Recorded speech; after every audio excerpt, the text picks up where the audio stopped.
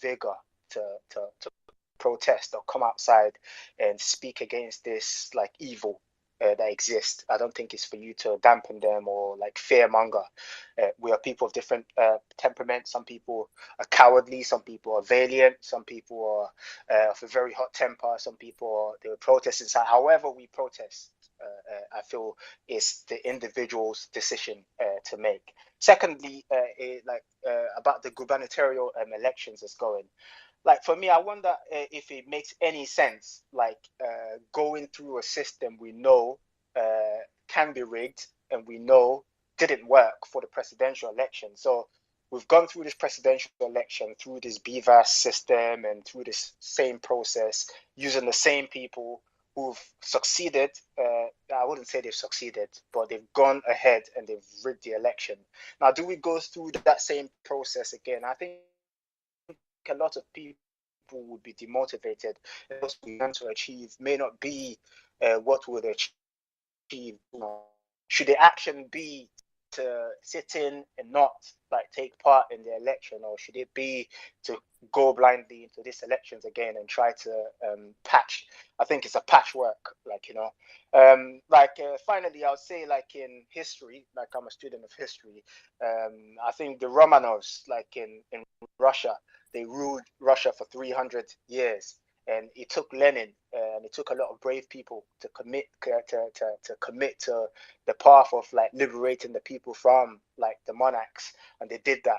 Even the American Revolution, it started with the Boston Tea Party throwing the British tea all in the sea, and it ended up in some sort of a war, and they broke out. The Arab Spring, and you just have to look through different societies all across the world that liberated themselves from like the constraints of like the evil people, right? And you see that it's never ever like done in an easy way. There's no way like these evil people that worship Satan would like give the country easily to you guys, because if they give the country easily, they know what's coming next. It would be prosecution for all the crimes they've committed like in the past. So they will do everything in their means, and I think they got more things planned to do. But I feel like waiting wouldn't do anything. I'm really eagerly waiting for Peter Obi to give some sort of a speech to like kind of galvanize the people. But we may not get that from him because they may be waiting for him to do something like that to actually prosecute him. We don't know. But I feel at this moment where everything is hot, I think this is the time for people to actually act. And I won't come and speak for everyone to say go in the street, because right now I'm in London. I'm waiting for them to say, right, in London, we're going out, and I'll be going in London myself. But I feel the guys in Nigeria, if we're going to make a decision, let's make the decision now. Same way we galvanize the people to go and get the votes, we can still galvanize the people to raise awareness and hit the streets and let these guys know that hey, the children of Satan can't rule over like the children of God, like I don't really want to go on a religious lines, but that's how I feel. So thank you guys so much, like for this space. Like every time I come in, this is my radio. I hated politics. I never knew I would be taking part in politics like this and like keeping tabs of the news, checking the rise news, like trying to update myself. And I feel a lot of young people just like me are in the same bucket as well. And they look to the older generation to kind of lead from the front. And I think we're in a place of uncertainty now. We're waiting for who's going to make the next move. And my appeal is for us to not think too much, but to start finding ways that we can act and challenge this status quo that is trying to force their will on us. So thank you so much. I hope I've articulated myself in the best way possible. And I stand to be corrected if I've gotten anything wrong, And thanks a lot, Peter, for this space as well. I'll leave it to the next person. Thank you, John. And let's go with Oba the Bat Slayer. Yeah. Good morning, everyone. First, good morning to the host and the co-host. First of all, I would want to say a very big congratulations to the obedient. For me, we are winners, despite their result. I feel we are winners. We won this election, and by the grace of God, we're going to get back our mandate. Just like the last speaker said, I've never really been a fan of politics. You get, but this particular one, I found myself so deep into it. Every now and then, I'm checking the news, watching um, Arise TV and channels, following it up back to back. So I feel we shouldn't, because I heard so many people spoke and I saw so many people were down. I feel it's this is not the time. We actually want this, you know. We actually want this. It is clear for everyone to see. So for me, it is time to, go back and strategize, because I believe our principal is going to take it up.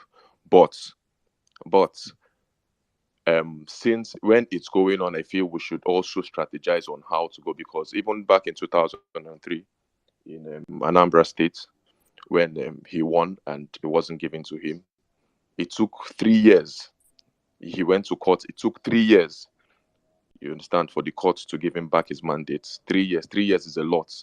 Just one more year, and that's like a whole, what's it called? A whole round, or a whole session. So even if we're going to, even if we're going to the courts, even if we're going to the judiciary to take back our mandates, it's not going to be, so it's not going to be given to us in a day or two, or a year or 2 or 3. It might even take like 4 years, with the kind of government we have. So in those years, what are we going to be doing? We'll not just sit down now waiting for our mandate to come. We'll not just sit down doing nothing. You understand? So for me, I suggest, while we were pushing it, why? Because we're not going to take it. Don't get it all wrong. I'm not saying we're going to concede defeat. No, we're definitely going to fight. But while it is on, I feel we should also, strategize. Like, we had just 9 months. We had just 9 months, and this is where we are. This is what we have done just in the space of 9 months. It's almost impossible. Like, looking back, just 9 months, and this is how far. Let me stop. You're making noise. This is how far, you understand, we've come. So just tell me how much we can do in 2 or 3 years or 4 years. You get, God forbid, I pray it doesn't get that long. It doesn't get that long before we're giving back our mandate. But tell me how much we can do in a year or two. So I suggest, the same way we've been gingered, the same way we've gone out to sensitize people, and now we have that, even if it's not election period, but now we have that to truly go out and still sensitize, go to those that don't have their PVCs, because we have millions of people still that don't even have their PVCs. So instead of like crying and saying they're not going to vote again, that this one, no. I wasn't even expecting them to just give it to us that way. I was expecting this, to be honest. I knew it was never going to happen like straight up. P2B wins, they call the election, call the result, and give it. I knew it was never going to happen. You get, this is what I expected all along. So I feel it is time to still go out now, sensitize those places we did not touch, because we didn't touch so many places. We have to go out now and do that. Those that don't even have their PVCs before, this is the time. There is no rush. There is nothing. Still go while we're fighting. Still go and get your PVCs. Those in the diaspora, those that can come back, I believe it should be 2 times what we did. Those that can, if you feel you can actually come back, or if you feel you can, those people that don't have, come back and get it, then you can go back, just in case, because we have to have, there should be a contingency plan. So just in case, So I feel we should, instead of just waiting for our mandate, we should take this time to strategize and to get ourselves busy, because anyhow they want it, we're going to give it to them. Anyhow they want it. My brother was crying up and down. It was this morning. He was saying that, okay, after forcing him to get, because I literally forced everybody in my house to, go, and my friends and everything. So they were like, guy, how far should be? I tell you, see how the thing don't go. Now I tell you, say Nigeria. I was like, bros, we made a very, very loud statement. We made a very, very loud statement. You might see it as a loss. You might see it as whatever you want to see it as. But believe me, we made a very loud statement. A Labour Party that was a Labour Party that was nothing, this is where we are right now. So we can actually do more with just 9 months. So with just 9 months. So imagine what we can do with time. So that's all I have to say. You'd be making. Thank you very much. Thank you very much for that submission. Let's have it very, very clear. The thing is that Labour Party won this election. There is no way Labour Party has lost the election in Rivers State. Never. Nothing. Nobody should tell you that. The thing is that INEC have actually breaking the Nigerian law, which is the Electoral Act. They have also broken their promises, which they gave, that the elections will be transmitted. Look at the numbers Tinubu said he used in winning, 8.7 million.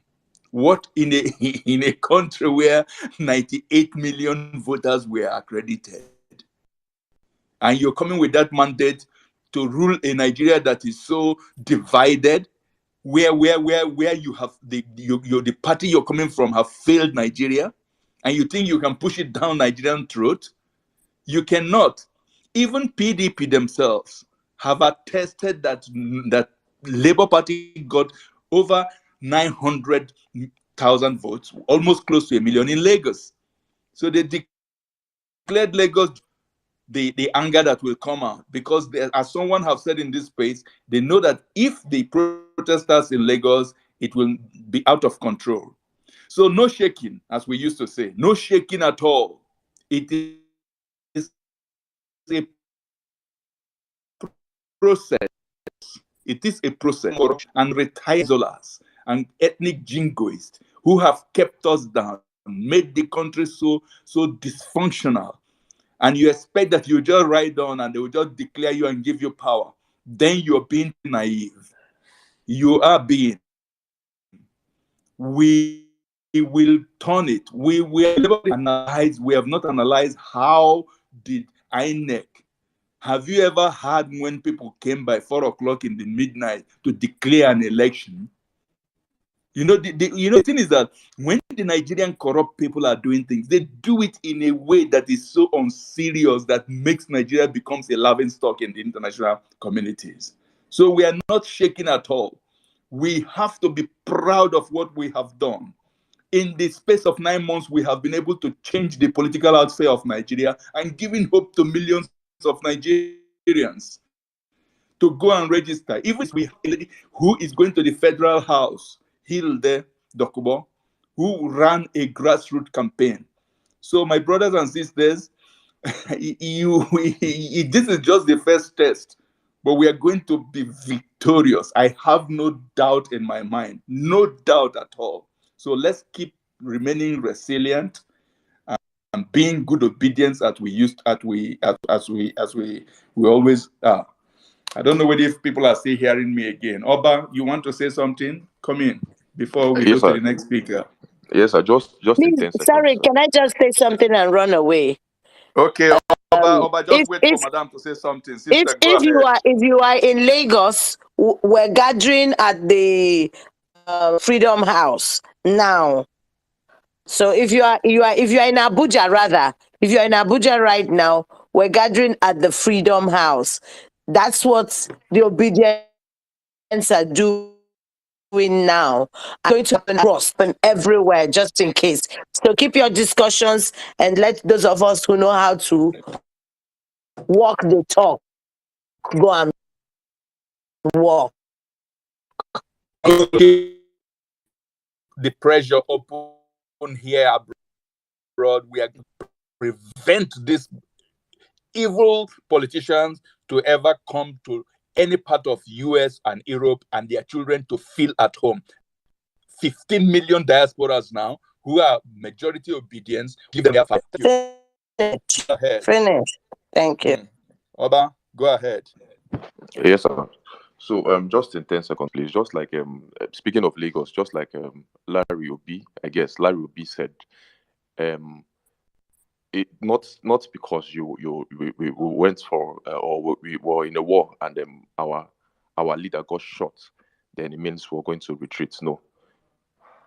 every Lagosian should come out and vote for GRV.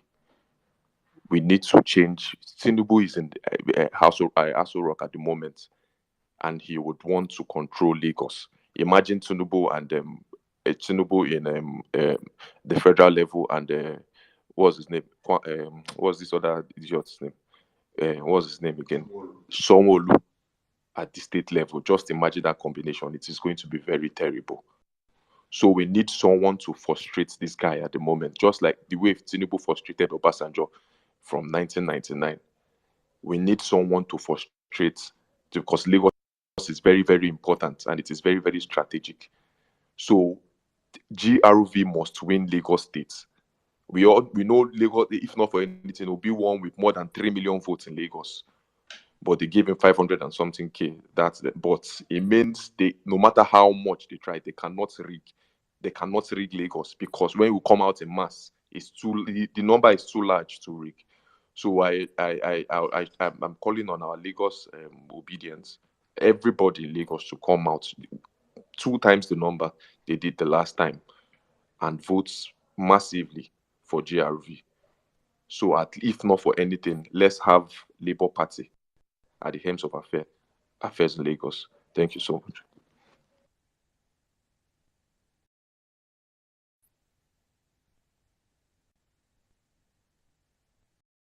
Thank you very much. Thank you very much. Your message is clear. Your message is clear, and we it looks like I'm having a network problem. I'm not seeing the image of those connecting. There is some kind of I hope I'm being audible. Are you hearing me? If you're hearing me, give me an emoji, because I can hear you. I'm still seeing that. Yes. We can hear you very well. Ankadede, do you have any message from us from your end now that you are fully much awake and taking a cup of coffee, while we see how is going from my side?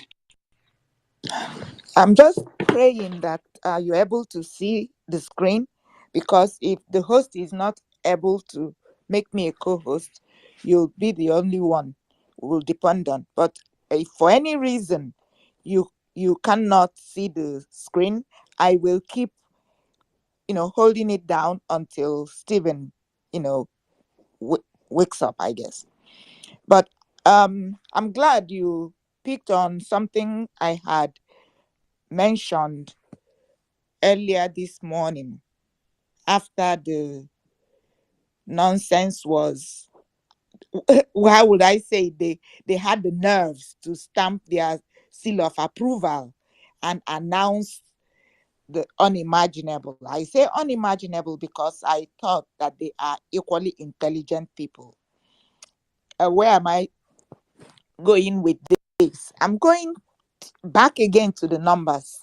It's blowing my mind that we had unprecedented voter registration in 2022, to the point that INEC was pressured to extend voter registration.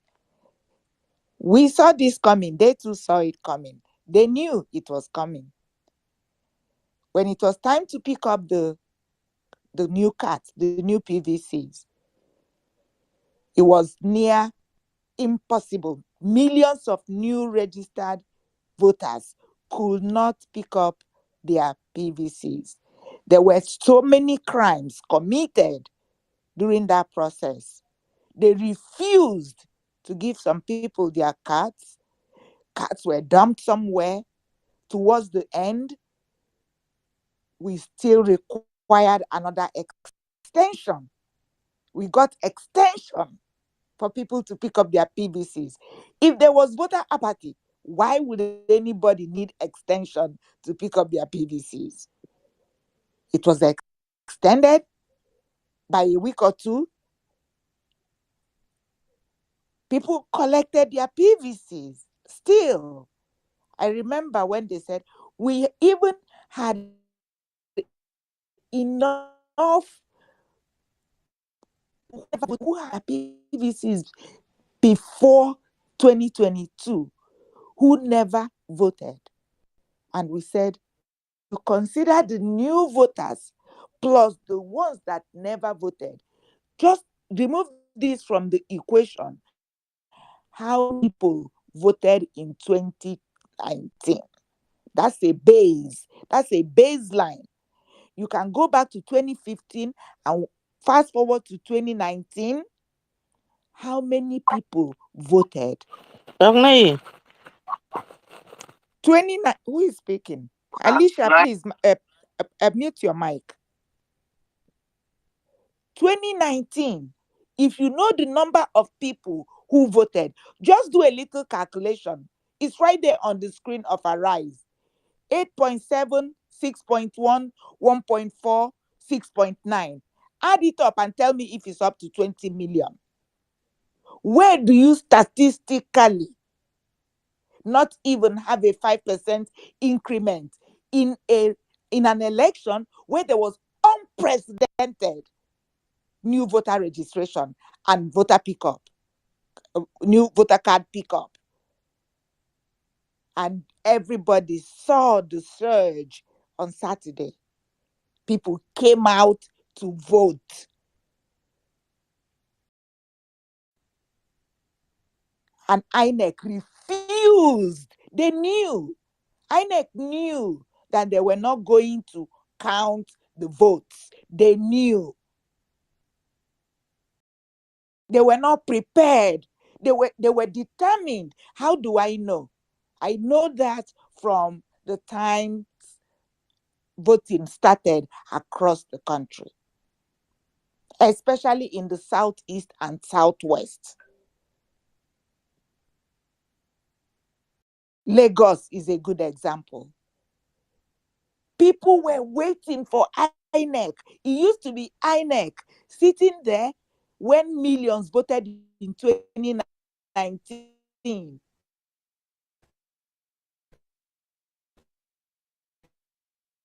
There was, and by the end of the day, was it not 11 million here, there? 22 million voted in, I don't know the number, but it wasn't less than 20 million that voted in 2019. Think with me for a while, for a minute. And come 2022, primaries. We go to the primaries. APC had their charade at Eagle Square. Same thing they did. It was in the AM, 4 a.m., dead of the night. That was when they hatched the result of their primary. So you see, they have a trend. It was not in the daytime.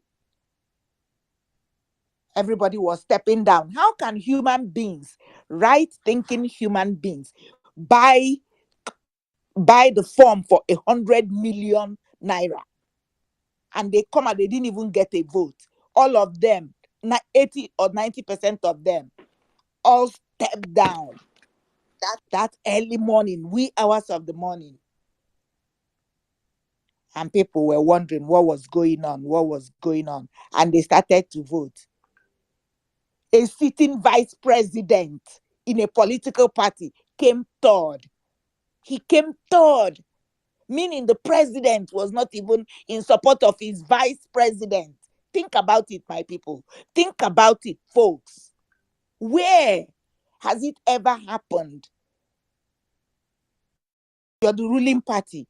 You're going to nominate your next set of candidates, and your vice president was not worthy. He was not worthy to get the ticket of his political party. Because, of course, we knew the infighting. The president wanted to decide who will replace him if he could, and the party said no, because the big man that had the war chest wanted it. Emilokon. Think about this, people. And they started voting that early morning. There was a religious man on that ticket. I think he got one vote. There was Amechi. I don't know much about Nigerian politics, but the little bit I know, there was some role Amechi played in Rivers. What did I just say? Rivers State. And some people thought he was the favored candidate. He got 300 votes, 300 and something votes. I watched it. Was in awe. Amechi, Minister of Transport, did everything he could. Build the railroad track from wherever to wherever. Bought the train that was moving like choo-choo train. Did all those things, and his reward for making that APC alliance work, they know it because he brought in a lot from Rivers State to secure that 2015 election result. And what happened? He couldn't even get even competitive in the primaries. They started counting 1,000, 1,400 and something people, human beings. And the man came up, he couldn't even hold the paper to announce his, he needed the paper to announce his appreciation for getting the nomination. We all saw it that night. That's the essence of hand they shake, mind they shake, Baba we know well, he dey shout Miloko. Everybody saw it. He couldn't even hold the paper. We thought it was a joke. People thought it was a joke. How do I know? How did I see this coming? It was after that primary, the man who lost, who thought he was going to run for president in the Senate, now he has no ticket. Walk with me, folks. Please, do I have time to go? Elvis. Yes, my sister. You can Okay. conclude if you want. No, I have a story to tell. Okay, go ahead. Okay. So the man who was in the Senate, who couldn't get the presidential ticket nomination, said publicly, well, he's not going to run for the Senate anymore because, of course, he didn't contest in the primaries in his state. A crime scene. I thought that a crime scene is where something happens, and when the police get there, they use the yellow caution tape to tape around the crime scene. I don't know where the beginning of this tape will be and where the end will be.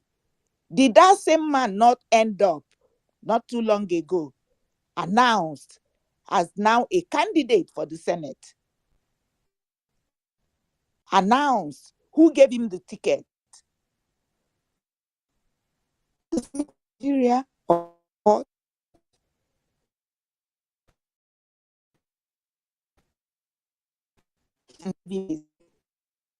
nomination run Senate. I have no idea.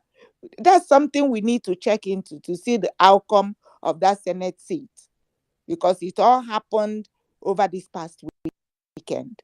But going into this past weekend, he became a candidate through the court's proclamation. A crime scene. How does that happen?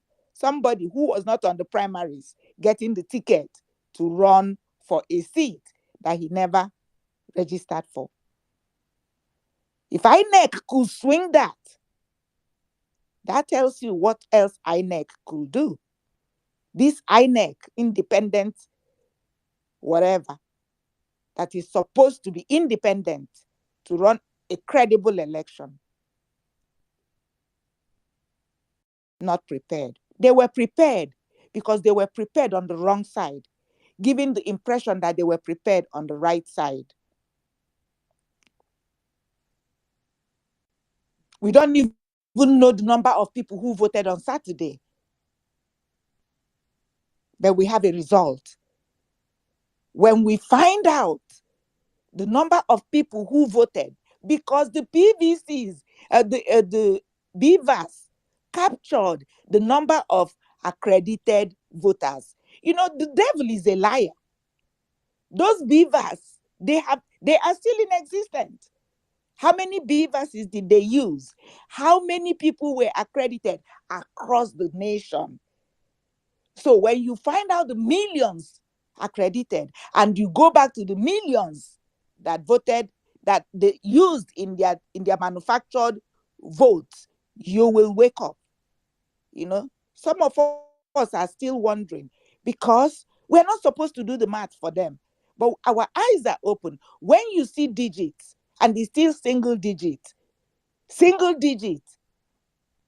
by the time you get double digit, it's not going to be 30.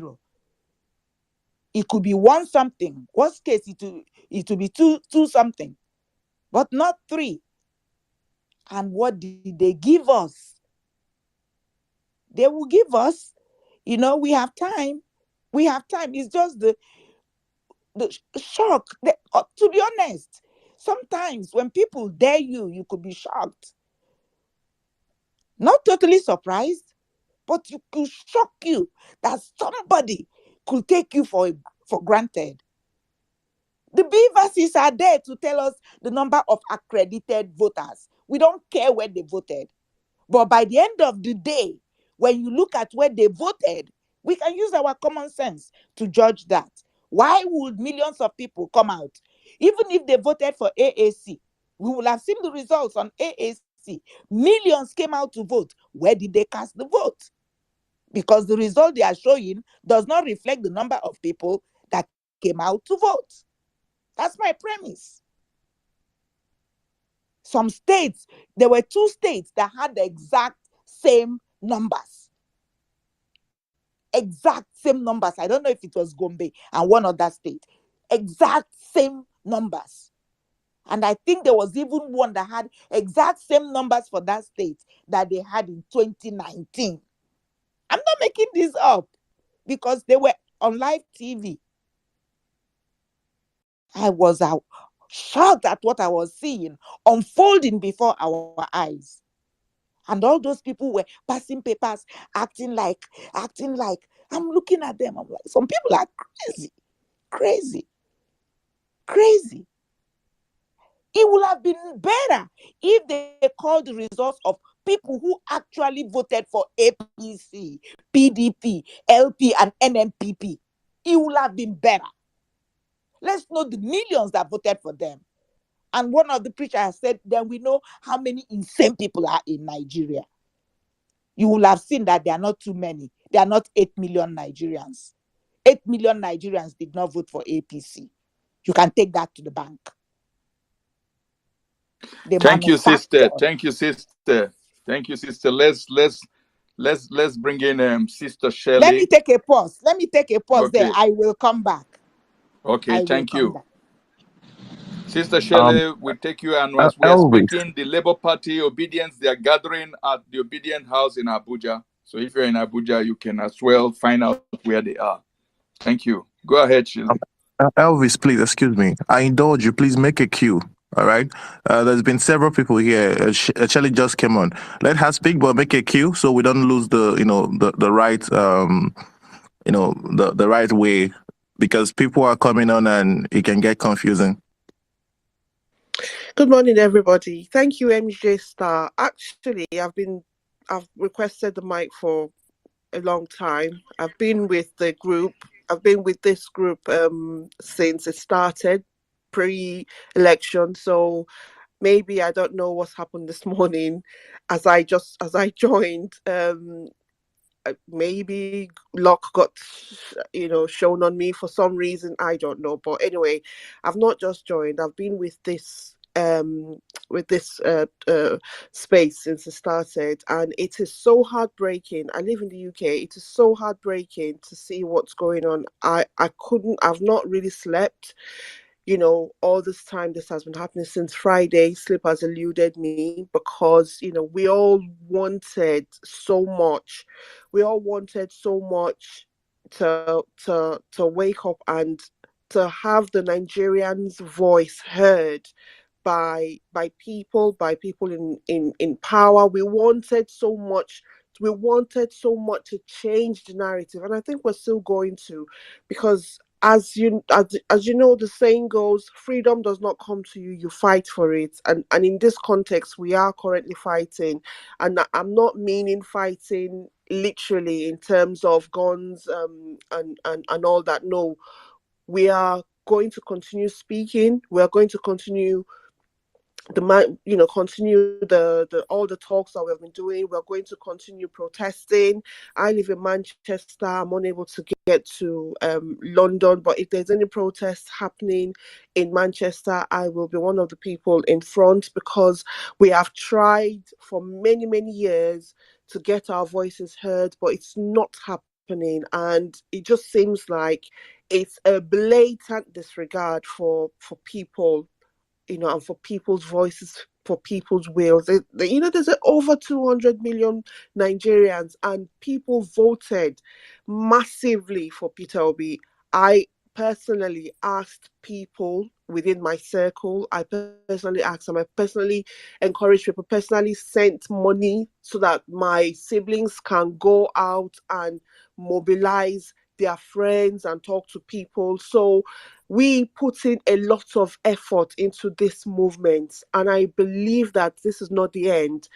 The announcement may have been made, and for want of a better way or better word to express it, people might be feeling dejected and down and downcast. But let me tell you, the fact that we all came out, well, I say we, I feel as if I was there, but I wasn't. My family was, everybody within my circle, about 300 people that I know I personally was responsible for, were out voting and doing everything that they needed to do. The fact that people, and we all made that effort and came out to vote, and there's evidence that we did, I think we should still do the same on the 11th. When people do not come out to vote, when people do not come out to speak in a coherent, cohesive voice, then the people who have the resources that they think they have, and the people who want to rig and do what they like, will have, just a free room to do what they like. I know it might look like it does not count, because now INEC has gone and done what INEC does. To be honest, if we were even thinking that INEC was going to honor that, I don't know why we were even thinking they were going to honor that, because they are inherently corrupt. When I say inherently, from when it was created with people in place, so that when people who had the resources wanted to do what they wanted to do, they will dance, and they will dance to their master's tune. And this is what is playing out. So how we can keep fighting, we just have to keep fighting, keep showing up. We just have to keep showing up. I would encourage people to come out on that 11th again and vote and record and do the things that you did before.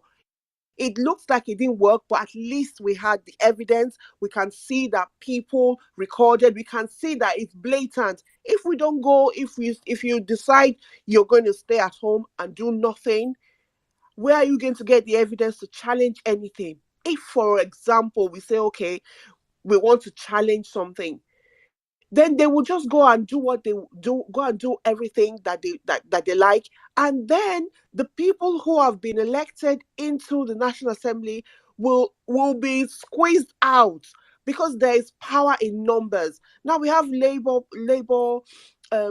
candidates who have made moves and who are now in position, who have been elected into position. We need to increase that numbers. Now, I would strongly suggest that people go out to vote to get as many Labour patriots in there as possible, because once we start to infiltrate these places with as many of our people as possible, then the power becomes stronger. If we don't go out to do what we need to do on the 11th, they will put their people in and stifle out the others who were managed to be elected in when we had this election last weekend. So now is not the time to stop. Now is the time to keep pushing, keep pressing.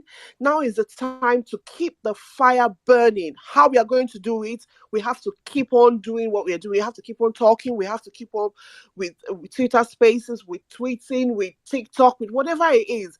You cannot stifle the voices of people forever. It may be now, you may have succeeded for a short time, but as long as people keep the fire burning, it will crack, because they would want to stifle people's voices, and this is what they're doing. This is just to show you that we can do what we like, and nobody can do anything, and nobody cares, and nobody's going to do anything. The international organization that we keep calling, the Western world that we keep calling, do you know that it is intentional to keep Africa poor? It is intentional. All the resources that they are buying for dirt cheap from Africa, if we have structures in place, if we have people who know about resources, who know how to protect our resources, if we have those in place, you think the Western world would be as it is now? No, it wouldn't be. It would not be. So I think when we are calling on the Western world or the Western organizations to come on, they will do what they can do, but then they always have their own interest at heart. I need people to always remember that, because when they come and speak to people, they still want to be able to trade, they still want to be able to buy things, and they still want to buy it for cheap, so that they can come and make money off it and make their countries better, and to keep Africans in penury, so Africans will keep coming. That it's just a vicious cycle. The only way for us to beat this is to keep fighting. We cannot stop fighting. We cannot be downcast. For a moment, yes, it's normal to feel sad. It's normal to feel upset and cheated. Yes, it is. But the fight continues. We have to keep going. I want to be able to come back to Nigeria with my kids. My kids keep asking me every time, Mommy, when are we going to go back? But I just know that I don't want them to just come and visit and then say, oh, Mommy, I don't like Nigeria. It's XYZ. They will enjoy it now anyway. They will. But I want them to be able to come home and be like, I want to live here, Mommy, or I want to work here. I want to be part of this environment. There's electricity. There's what are we doing in the UK? What are we doing in America? What are we doing in other parts of the world? I want my family, my children to be proud of their heritage. And the only way that this can happen is for us to keep fighting. We cannot stop fighting, because freedom does not come to you. You fight for it. You have to keep moving, and we have to keep going. So that's all I wanted to say. Thank you.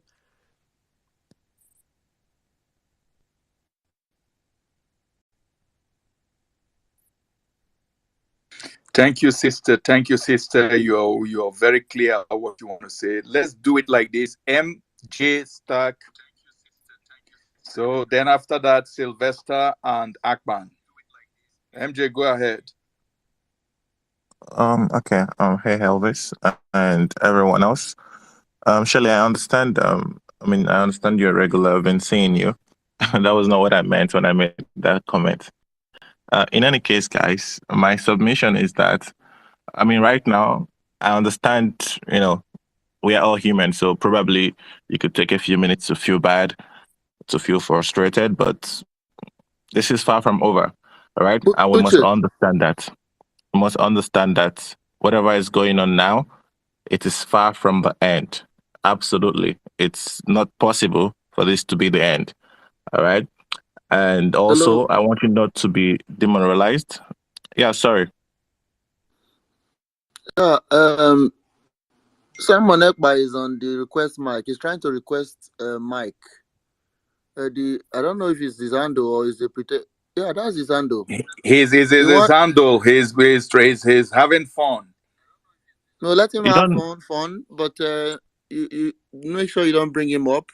Let him have fun on the listener session. This is not a platform for violent separatists, my brother. We have control. Go ahead. Just want to make sure. MJ Star, go ahead. And secondly, that Simon guy, he usually hosts some spaces where he incites violence, and he never ever brings up speakers. So I wonder what the hell he's coming here to do or say. Anyway, let's continue. My point is I don't want us to be demoralized by the absolute shit show that just happened. And you also need to understand that this is what they want from you. This is what they expect from you. They expect you to be demoralized. They expect you to give up. They expect you to lose any sort of hope. This would aid, their rigging in the future. They rigged this election. That much we can all agree on. But it was absolutely difficult for them. You know, I assure you of one thing. This wasn't an easy election to rig. That is why we have all the evidences flying up and down. They messed up in more ways than 100, basically. They did everything in their power to rig it in a way that it wouldn't be blatant, but due to the margin with which the Labour Party won, it was impossible to actually rig the election and still save face. That is why they pretended by, the margin we won Lagos with was more than 300,000, gap, but they just reduced that to a 10,000 gap. And as we've seen, Buhari lost Castina and several other things. Even Tinubu lost Lagos and Osun. These are things this is mind games. You need to understand that. Of course, we won these places, but they just want it to be like, if we rig the election, why couldn't we rig our strongholds? That is their own, basically their own fail-safe, but it already failed even before it starts to save anything. So what we need to understand is they want you to give up. All right, they want you to be frustrated. They don't want you out on the streets voting on the 11th. That is what they want. And you do not have to give them the satisfaction of doing their bidding. We must remember that whatever happens between now and the 11th, and I can assure you as well, this presidential election, they may have announced their fraudulent result, but I guarantee you, it is far from over. Absolutely. And on the 11th, I want everyone to be able to go out on the streets, go out to your polling unit and vote again. They have shown us their hand. Now we've seen them. I mean, we can't, nobody, not a single person on this space is actually surprised that they rigged the election. All right. I'm not. And I know most of you are not. The only issue we have here is the audacity of how blatantly they rigged it. I mean, elections it's not today they started rigging elections, but this particular one, it was so obvious. All right. They failed woefully. And the only reason why we are aware of this is because we all came out, we all participated. With the videos from the polling units, the result sheet from the polling, we all saw it in real time. So that is why the rigging of this particular election makes them look so stupid. All right. And what they want now, for you to feel bad and not go out there on the 11th, then they can easily install, their own candidates. They can easily write their own results, just like they did for the con man who they announced in the middle of the night. So we need to understand that, and we should not in any way aid their own outcome. We must make sure we stick to ours. So on the 11th, Lagos State and every other state, you go out there, you vote LP from the bottom to the top. It doesn't matter what you think happened in the presidential election. All right, leave that to Peter and to the Labour Party. And I assure you, it is not over. So just go out, continue to vote. Now that we know what they are capable of and how low they are willing to go, how desperate they are, then it makes it easier for us to counter all of that. As soon as your polling unit result is done, you take a picture of it and you send it directly to the situation room so we can correlate our own results in real time. We need to have all the data this time around. And I assure you, it is not possible to rig the people's mandate. It is not possible. All right. Rigging was so easy in the past because nobody gave a fuck. Nobody cared. It was between PDP and APC rigging themselves in whatever ways they can. But this time, the people are aware, the people are involved, and we have our own candidates. So they cannot rig all of us. All right. You go out there, you vote, you get your results, you upload them, and you still try to upload it to the IRF server in real time. But if that is not possible, just get the result of each polling unit. We can correlate our own results ourselves, and whatever happens, we'll be all here to defend our mandate. So don't feel bad, don't feel demoralized. I just want you to know that everything is working out in our favor. We did not expect them to come out and announce a Peter Obi victory anyway. So just relax, and we'll take it one step at a time. Okay, and this is not the time to waver. It's not the time to feel bad. We just have to regroup and make sure that we prevent them from rigging us out come the 11th of March. We must all go out there and vote and defend our votes and get our own results. That is the most important thing. I think the only issue we're having right now is the fact that we don't have results from all the polling units in the presidential election. We have most of them, but not all of them. So So for the governorship election, we must have all the results from all the polling units, from the result sheets. We must have them for ourselves, and we must upload them to our own situation room so we can correlate the results ourselves. And all we have to do would be to compare what we have to what INEC is giving us. All right. So please don't lose focus and don't be frustrated. I mean, you can be frustrated, just don't be demoralized. Okay. Take this as a motivation to work extra hard to make sure they don't do what they're doing right now in the gubernatorial elections. All right. So thank you very much, guys. And good morning, Stephen. It's good to see you're finally awake. And yeah, let's keep it going. Okay. Thank you. Thank you so much, MJ Star. Thank you. I know the co-host called a couple of two names to go after MJ Star. Please, let's yield the mic to Magnific Dude. He's in the house. I just saw his... Please, I'm sorry. There is someone on the space. Elvis told me earlier on that he cannot see him. His name is EKPA. All right. I think his hand has actually been up for... I think he was here when I joined the space, to be quite honest. And Elvis cannot see him. So if you can see him, please add him to the queue, please. Well, I will as soon as I get the handle. I have been hands up since I think last time you said that after MJ, then I come on space. Yes, he did. He did say that. Okay, you go, but the other person, Uni, please, you will hold up for a minute for Magnific Dude. Sylvester, please, you go, and then Magnific Dude will come up. Thank you. Oh, okay, then very well. Thank you very much. Good morning, everyone. Please, I hope I'm free to speak in Pidgin English. So, firstly, anyhow you want it, bro. Better for me. That Pidgin English now is better to express how person they feel for certain kind of injustice. Correct English, not they say some things very clearly well. You know, if we look at our country very well, the way things they happen, right? Before now, we always get the chance to choose between two evil.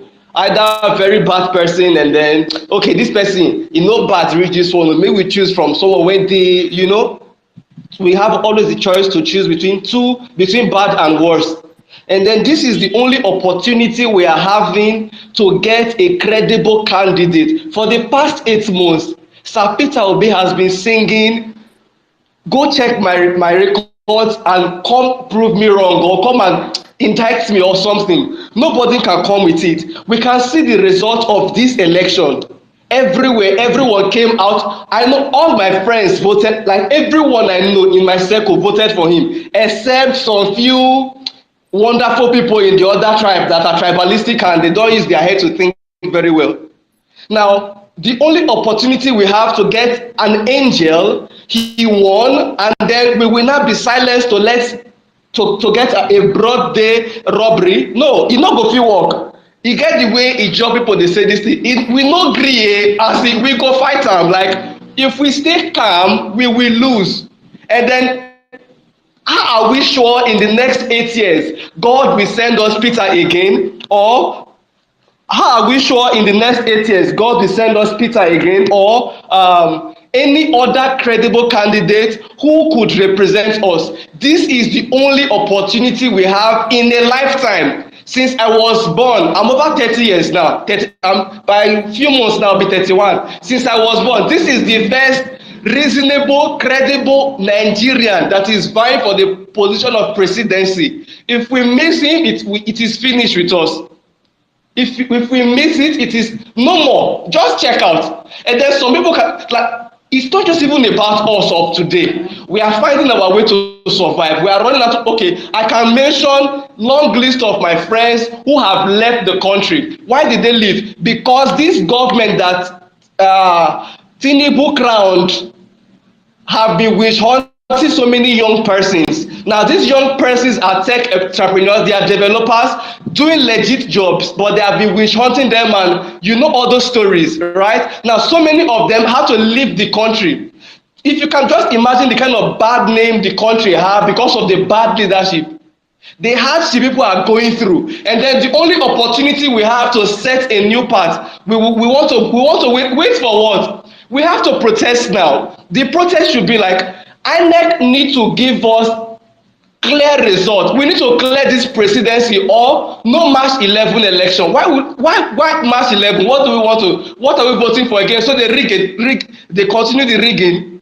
This one that they rig, this is the last one. They will never see any rigging again. So until they clear this one, no way. Like, we should go to court. Waste of time. Who is running the court? Who is paying those lawyers? Okay, if they can stop, they can take over INEC. Who is the court?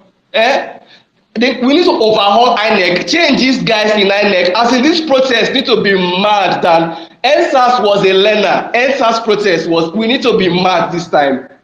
Because if we miss this opportunity, it don't finish for us. As the, make I put out to my own personal pain. When senior man come power, make I still call am senior man based on 1 or 2. When he come power 2015, I was 22 years old, right? Now I am going 31. I have lost 8 years of my productive age. If this other person, when he be say he no fit stand straight, enter power, I will lose another 8 years, right? That is, I'm 38. Then imagine what is happening to me is happening to millions of other Nigerians. How do you expect these people to make any mark or any meaning in their lifetime? I have said to myself since last year that this is the last election I will shook my 2 mouths. I will chook my 1 mouth, Yare. I will never involve myself or my voice in any form of election again if we don't get it right this time. At 31, if you cannot make a mark, what is it at 70 you want to come? These guys ruled.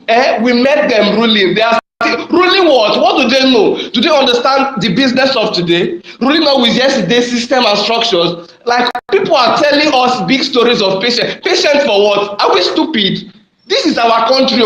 See, anywhere we travel to around the world, we are foreigners. We are aliens, right? I can't say it. It is unacceptable. We can't take it.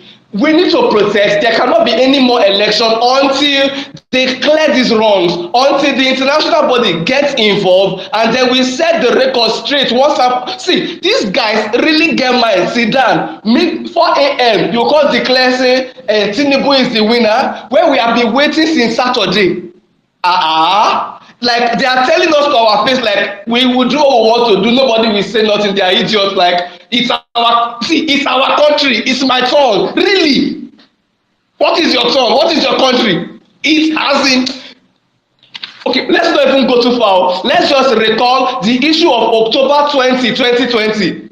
How they murdered how many persons at Lekidia, and then we are still even debating this issue.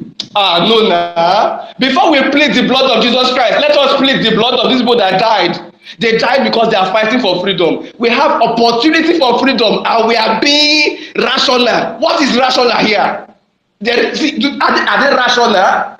We saw what happened in Port Harcourt. I lived more than 10 years in Port Harcourt. I know ins and out of Port Harcourt. And then somebody will turn us roundabout in Port Harcourt in 1 day. And then we will say, let us be rational and wait for what? And go and vote again. Vote for who? And then they do what? Let's be realistic. If you are a Nigerian, think like a Nigerian. Leave this.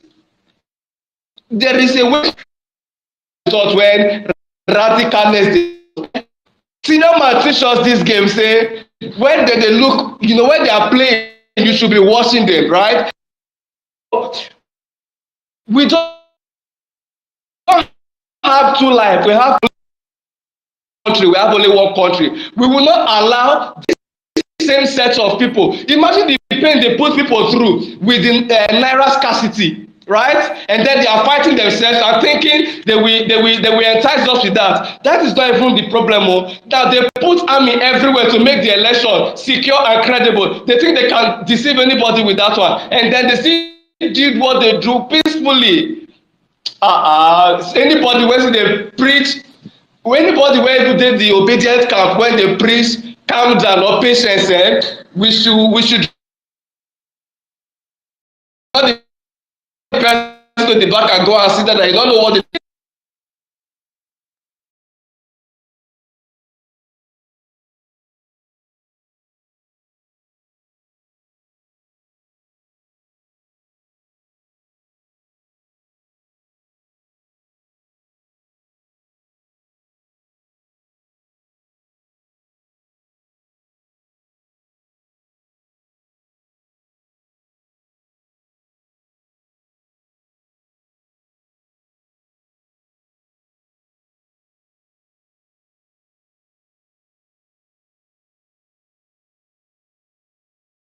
one that will talk and analyze this throwing up that is going to come out from me today.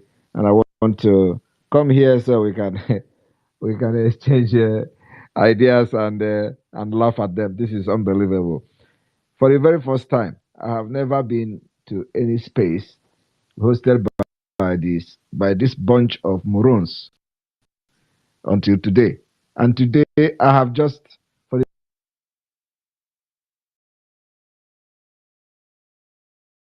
people that are trying to take Nigeria back are very, very empty people. Sonny Akbarawa, we are, you are the co-host to this to this program. So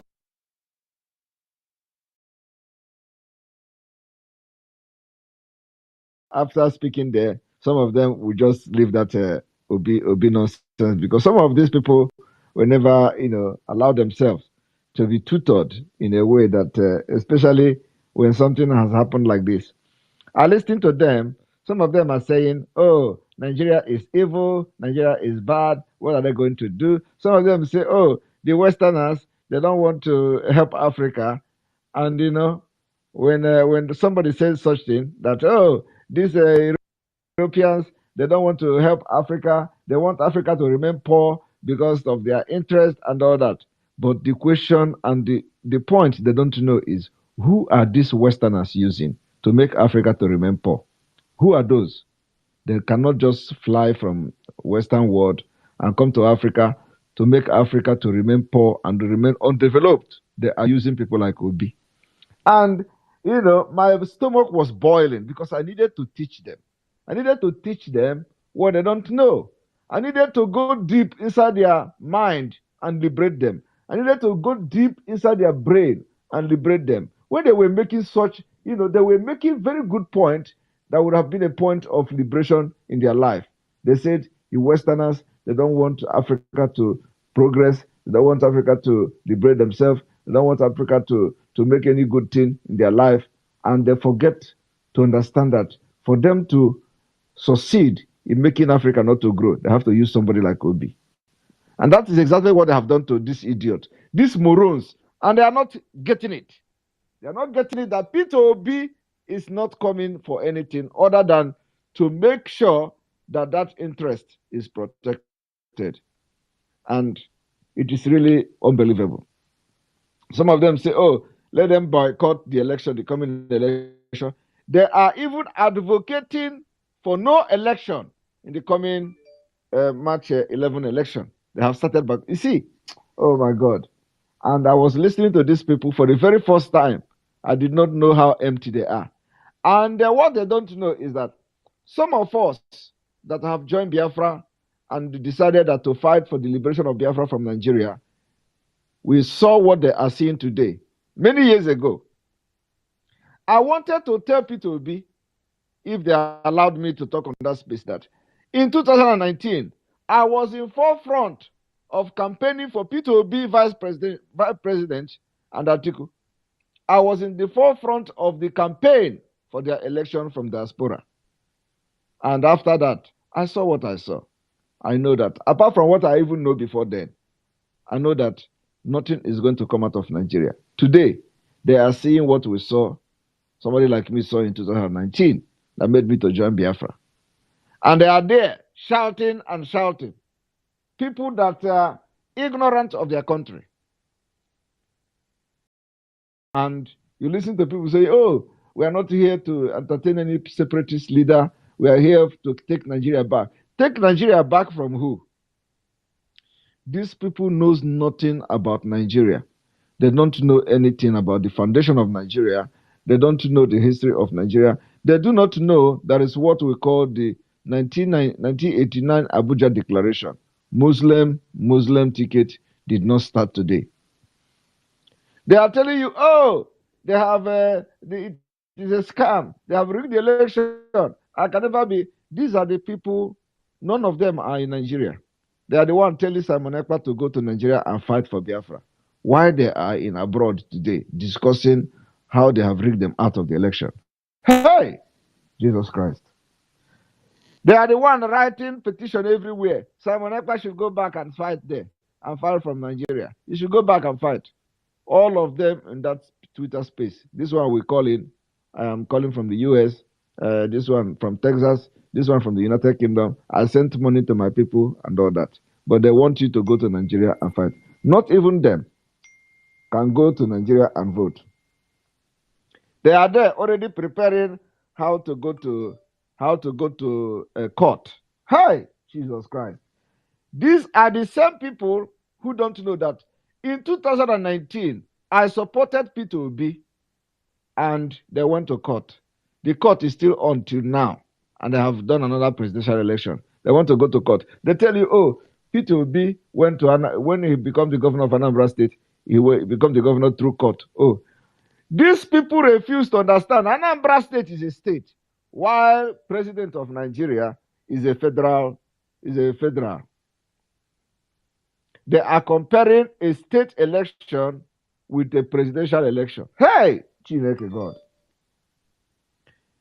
The worst set of people are in Labour Party.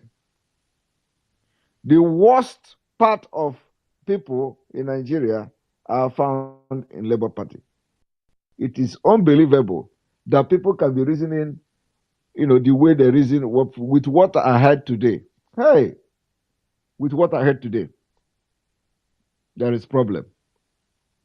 None of these people are thinking like a human being.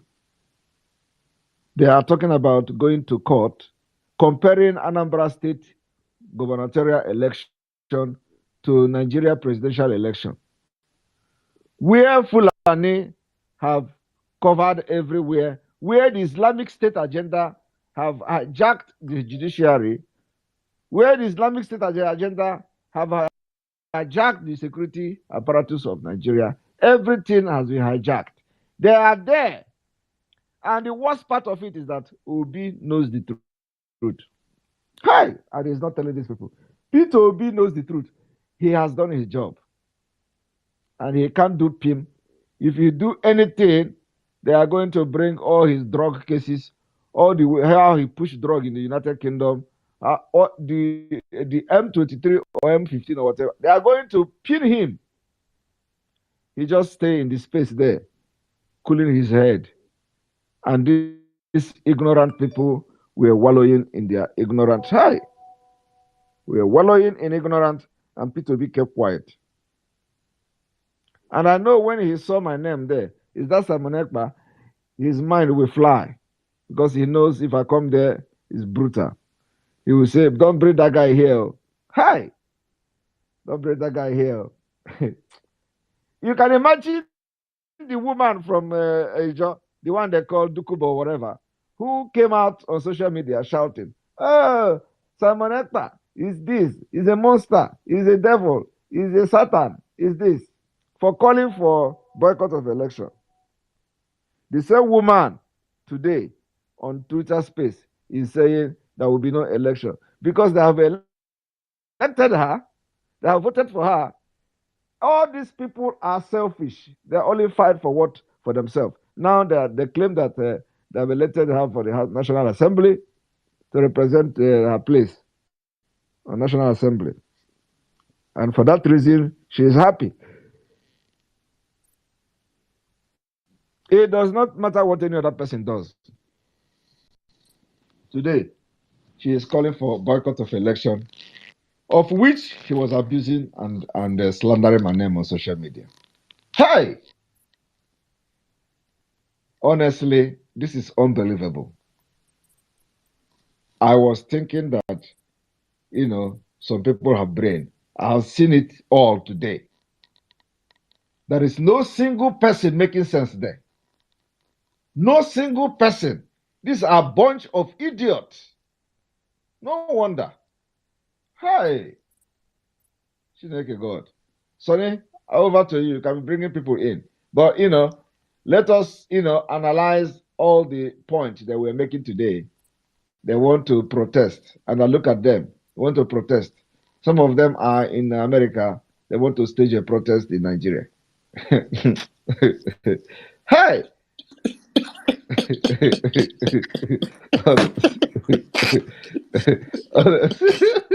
The good Yes. guy. Honestly, I did not know. You know, I have never been to their Twitter space. Today, I decided to go there. What I saw is bigger than me. Hey, Chineke God. Go ahead. Go ahead. Okay, the good guy. Good morning from You're here and welcome. to all Biafrans and lovers of freedom from all over the You're world. welcome. Immediately we saw the result making the rounds on the media. We could not sleep again. We knew that the obedient will be occupying the space. So when I saw that they were on space, I said, yes, it's good that their lamentations go viral so that Biafrans will hear how they are crying and what they are saying. So even as they are there, they don't know that we are making them to go viral with their lamentations and all their plans. So everyone are hearing it from all platforms.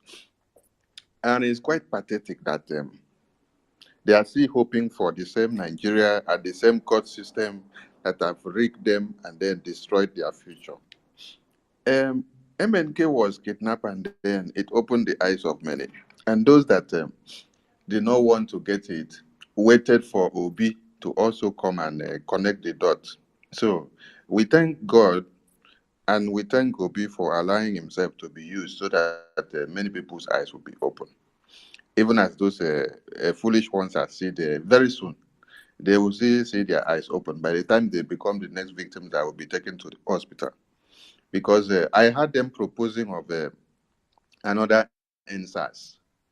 Another person that came up was like saying, no, we should not plan NSAS. So the host said, what are these people trying to say? We don't want to hear anything like that. Too. We are saying that we are going out and you're saying we should not go out. So to Biafrans, we beg you, stay inside your houses. So don't go and join because we have a different mandate. And when NSAS was held before, you saw how we lost our own. So if you did not go out to protest for your freedom, never you go out to go and protest for obedience, because Obi was never speaking for your own interest. He was speaking for the Fulanis. He has collected his envelope. All those party officials, they will collect their money and then they will go their different ways. So welcome you all to the space and please utilize your time very well and let's make use of at least one minute because we are many here. And if one person speaks for long, the mic will not get to another person. So when you just finish speak, you go down. I'll remove you as speaker so that other people can come up, please. All right, we start with Mazi Victor. Your hand is up. You can speak now, please.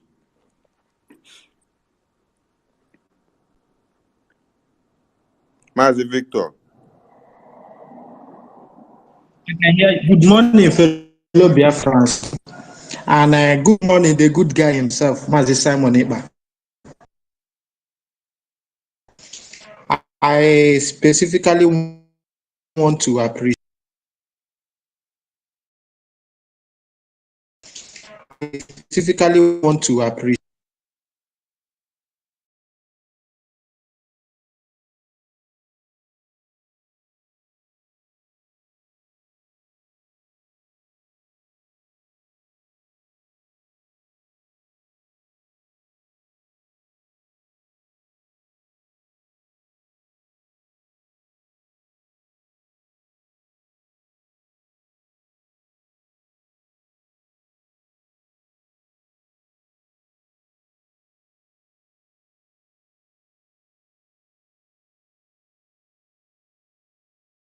you for your relentless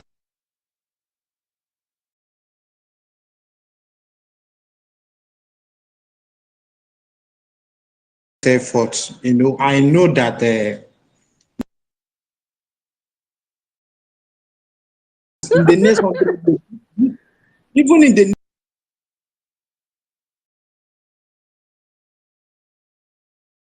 100 days, these guys are not going to. Not that.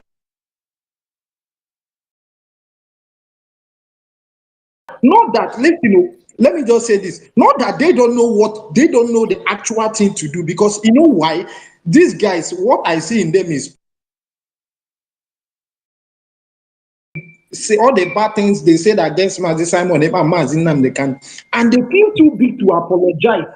That is exactly what they are doing. They just want to end their life with one Nigeria, and this one Nigeria is going to be the end of their lives. They don't actually know what is going to happen. They said they are going to this, they are going to protest. Already, another NSAS massacre is loading, because this is what the Nigerian government intend to do. You hit the street to this thing, they will still infiltrate you people. They will still infiltrate you people, buy many of you over, and now the military will kill many. Once they kill many, the rest have disembarked. Suffering continues. They will go back to social media and start wailing. So, since these people have refused to tell themselves the truth that Nigeria, even in the next 100 years, will never get better. There is nothing like new Nigeria. It's an illusion. The best thing for Nigeria, the best way forward is total disintegration. And the earlier they start telling themselves this truth, the better for them, or they will continue to work themselves down to depletion. Already is already happening. I thank God that God has vindicated us today. I thank God that today they have seen that all those nonsense that we are saying, they were thinking that Mazi Simon Ekpa was the only thing that will stop them. They don't know that Simon Ekpa is only the man providing solution. The system is their problem, not Simon Ekpa, not Nnamdi Kanu, not IPOB. So now, since it has become so difficult for them to, come to realize that the best way forward is to demand for the total disintegration of Nigeria. Let them continue dancing around in circles. It go clear for their eye. Thank you. Thank you very much. Thank you, It's unbelievable. honestly, honestly, I did not know that these people are Japanese. They are worse than nomadic people, and these are supposedly educated people living and working in the United States, in the United Kingdom. Hey, Jesus Christ! Next person, please. Organiru Biafra, you have the mic. Good morning, Morning. good afternoon, and good evening, depending where you are. It's a pleasure to be here with you once again. These obedient, actually, I have been in the space before. When was the see that you are having any picture of freedom, they will never allow you. So there's one of the smaller group that later allowed me. They asked me before they allowed me, because they saw my name, they saw everything. So they asked me, are you for obedient or are you against? I said, I'm not for obedient, I'm not for APC, I'm a neutral person. However, as you can see, we as a people have taken a stand not to vote, because we know that it is a fraud. There's no way OB can ever be announced winner. That was on 26th of this month. So they said, okay, what should I, what did they do? What I said, there is nothing that you can do. The only thing that you can just do is to go and protest, and they will kill you. You can see that they have deployed over 400,000 military armored, cars all over the south, but none of them are in the north. Have you ever asked yourself that, few days before the election, that there are some people that are allegedly captured, about 1.5 million people coming from Sahara Desert to come and vote for APC, and so many of them, and there are a lot of them also that you didn't even see that came through train, millions of them that came by night, some of them came by day. So I say this thing can never work. The only way is for you to drop this, you are obedient, and join the freedom of Biafrans. So they say, okay, I'm talking about separate. I supposed not to be here, blah, blah. I just went off because I know they are going to kick me out. So what am I trying to say? What I'm trying to say is that all the people that are making all those, decision in those obedient platform, I have listened for them, I think about 2 or 3 days. I see that they don't understand the meaning of Abuja Declaration of 1989, and up till date, they are still, mingling in ignorance. Can you imagine that a whole pastor was arrested and his followers cannot do anything. Had it been that it's an imam in the north that was arrested, you will see the kind of revolution that the north will just start. And these are the kind of thing Christianity have failed to understand. Christianity does not have any foundation for freedom. Christianity are only praying for you to repent. And most of 99 pastors are fraudulent people. They can never tell you the truth. And they are the problem of the system of Nigeria. They are not mentally actually, doing what the scripture says. How many of them are doing what the scripture says? They are just only building university, using the church to make money. They never speak for the masses. They never speak for the oppressed. So all what they are there is just their own gain. So at this point, I think we cannot drop down. Like our dragon says, we have plan A to Z. And it is a time for it to revoke the spirit of the dragon to take place. We just have a few days to go. And I believe when we start, every other fallen angel are going to join back again after they have resurrected from their ignorance. This is my take. Thank you very much for giving me the mic. Thank you. Thank you very much. Thank you.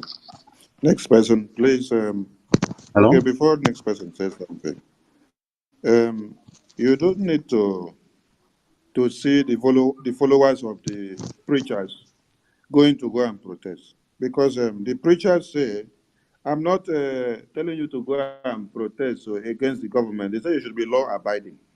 So their armored cars, which they bought with the tithe offering and everything that they gather from the poor masses, that their armored cars should help them out, since they did not tell the people the truth about their freedom. Let them remain inside there. Fulani will know what to do to them. Chuku Dibia, you have the mic, please. Yeah, please, you just added me. There are other people ahead of me, please. Okay, thank you. It's just coming up the way it's displayed on the screen. Except you're not ready, then we take you down so that other people that are ready can speak. Mr. Editor. Okay, let me go ahead then. Let me go ahead, please. Yeah. A spokesperson, we had to cut short our prayer meeting this morning, as we found out that you are actually on one of the states. So it normally takes about 2 hours or so, but we only had about 20 minutes to join you, to support you. Wow. And we witnessed everything. There's something that you displayed today that is, overwhelming. Your calmness, your patience in the midst of all this. Our prayer, we've been praying. Others have been praying. We're not the only one. Everyone is praying. But we've dedicated these morning prayers mainly for yourself, Onyendu, Gabarawa, and all those media warriors who are frontliners, as well as those in our AGO. We need to use code this time. Those in our AGO there. We are from all over, in America, in Europe. We don't sleep. And because prayer without works is dead. So Biko Otis were conducting the way you conducted this. Let me change the language so people can understand. The way you conducted yourself today, my goodness, I was proud to be a Biafran. I was, but today, I don't know how to describe the adjective. Well done, keep it up. May Chukwuka continue to guide and give you more wisdom upon wisdom. And one more thing I wanted to say from last night, a lot of young people are now joining Twitter from Obodani and Obidipoko. So by 2 a.m. in Europe this morning, I had to calm them down and instruct me and myself and another brother. We told them to follow you, so you'll be having new followers and follow the guidelines. They should not take the law into their own hands, even though no be for the Obidipoko. All here Biafra, I will leave the space because I've got something to do, but I'll be listening. I'll come up as a speaker, like Abara said, to allow somebody else to come on, and I'll be listening and listening and listening. Thank you. Thank you, Thank you. Dibia.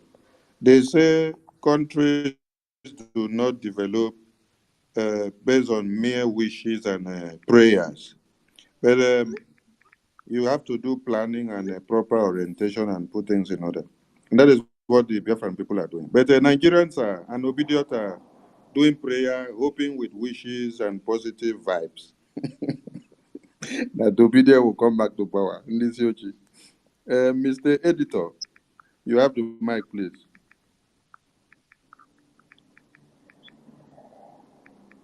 Mr. Editor, you have the mic. Mr. Editor, you're not ready. Okay. We give the mic Hello? to Good and Good. Good and Good. All right. Good morning, sir. Mazi Simon. Am I coming up? Very Am I well, coming very up? well, very Morning well. from here, yes. Okay, that's great. So, Mazi, I'm one of your mentors. Like, I'm fully submitted to your vision and to your aspiration for your dream for Biafra. You see, this very kind of a person that was only a very die-hard Nigerianist till 2019 when I supported Atiku and P2B, only for, though I saw the thing coming, oh, but because of the whole popularity and everything, I was still like giving it a hope. But I told my people over there that these people may likely rig these very people out, deny them this very power, because Buhari will not accept like Jonathan did in 20. How go to courts and they will plant their men in the court there to throw their case out or to abandon their case there. And it happened so. Then in 2021, when Onyendu was arrested, I started shopping around social media. I started shopping around social media to look at who is talking about Onyendu, who is bringing solution. I started searching. I'll go to this page, all those their errats, we are just talking nonsense, out of points. I was worried, only for me to stumble on your space, on your page, on YouTube. And I heard from you first time, 2021. My spirit was so much elated. I felt so comfortable. I felt so good, like my soul could feel redemption. I could feel hope alive. And since that very time, I got glued to your programs. And I have been even 100 times more educated than I ever thought I were. You opened my eyes, sir. You are the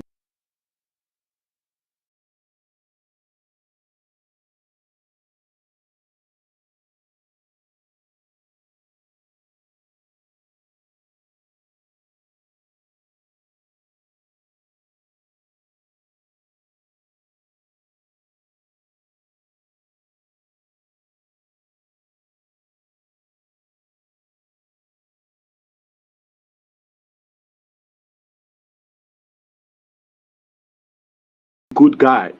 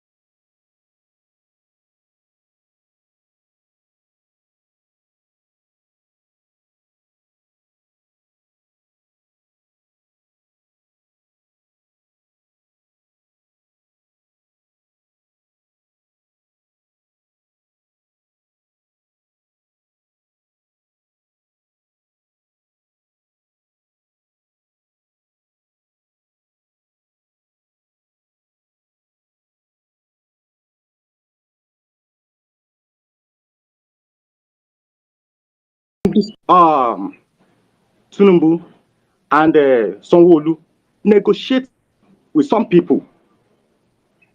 They needed a place, a territory. They were negotiating. The people there do not accept them. And what they did was to call few people and give them money. And those few people they called then went into discussion with those people that rejected them and turned back to them and said, they have accepted. Then when I woke up in my revelation, I knew that, these people have bought their way in. They have bought their way in. Now, in this very year, sir, my God, sir, God, the hand of God is upon you, and I believe him so much that you can't disappoint the Biafrans. You can't. And God that started a good work with you will help you finish it strong and victoriously. The oil of God is upon you. Amen. Ride on the dragon. Ride on the good guy. God is with you. The cause you are fighting is not for you alone. It's for generation to generation. It is for millions of many. And it is a just cause. It is redemption. Keep the fire burning. God is with you. And he that have called you is faithful and just to fulfill all that he have promised. God be with you, sir. I respect you. And I pray for you. Ride on the dragon, the good man. You are wonderful. God is with you. Thank you, sir. Wow. Thank you very much. Thank you very much. I appreciate it. Thank you. Thank you. That is the good guy doing the work of the Biafran people, and the whole world reckons on what he's doing. Whoever did not know him before will know him as everything unfolds. The good guy. Biafrans loves you. And we thank Chukwu Okike for the womb from which you came out from. God bless the day you came to this world. We just listened to Obediot on Space, and we decided to hook up here because we discovered that they have no brain, nothing in their boxes. So please, as you are going to grab the mic, try to educate our people in order not for them to fall into the trap of the obedient madness, because they are still there ranting. They are planning to go for a protest. They are planning to go to court. They are planning to still continue another trend. They are even planning for a boycott of the election of March. And they are still planning again to make sure they use everything they have to make sure Nigeria works, even as they have seen that Nigeria is not for them, even with their 70 years old brain, that they don't know what is to come and what they are going into. So when you grab the mic, try to expand on all these issues so that you educate more people on the failures and the lamentations of the obedient. Biafran 247, you have the mic. Okay, I greet you, the good guy. Mwejiri himself, I greet you. The man they could not arrest. I greet you, I greet you, I greet you, my brother. Thank you so much. Thank you so much for bringing us this far. Ooh. Sometimes I wonder if you had not come into the scene, what would have been our fate by now? We would have been all by now finalized or serialized. So people of Biafrans, I greet you now. People of Oduduwa, I greet you now. Now, one thing we must understand, first of all, is that anybody they are calling. I went into the space. I couldn't say. I just went there up to 2. I don't think I spent up to 2 minutes there. I left because nothing. They were not saying anything reasonable. Pakam, shakam. They know the talk. So anybody by now that is still hoping to get anything out of Nigeria should repent. You need deliverance. In short, go back to yesterday, Master Simon's broadcast, listen to it. You must repent. All you need to do now is to turn around. There is no amount of protest that can save you, rather it will end you. I want you to know that what is his name? Peter Obi cannot be valued, cannot be Peter Obi cannot, they don't have, Peter Obi cannot be valued as they valued Abiola. Abiola was a chronic Muslim. Abiola was an instrument that was destined to finalize or to bring Sharia, to pass Sharia, to accomplish the Sharia law in Nigeria. But they refused to use Abiola. They killed him rather when he asked. Peter Obi and Abiola, I want you to know one thing. Abiola was announced the winner. Everybody, the whole world saw it. It was denied and he was killed. The world did not say anything. It ended up in hey. And those that came out to protest, they died. Nobody asked. Nobody talked. Nobody said it, even sorry. Nobody. No compensation. So Obi never was a winner. Obi has never been announced a winner. There is no indication that Obi won anything. No proof. If you listen to the INEC chairman yesterday, in his broadcast, he said that this your digital way, digital form, we know now. The one we know now, analog. He said they no pass the bill. No, not the INEC chairman, the Senate president. He said they no pass that bill. The only bill passed is that of analog. So all of you talking of beaver, whether not beaver bed though, I don't know. All of you are talking of electronic, this one, that one. Make una forget them. Accept your fate that Nigeria has happened to you. Stop deceiving yourself and don't allow yourself to be deceived. Now that you have found yourself in this position, you have no place to go. You have nowhere to go. You have nobody to cry to.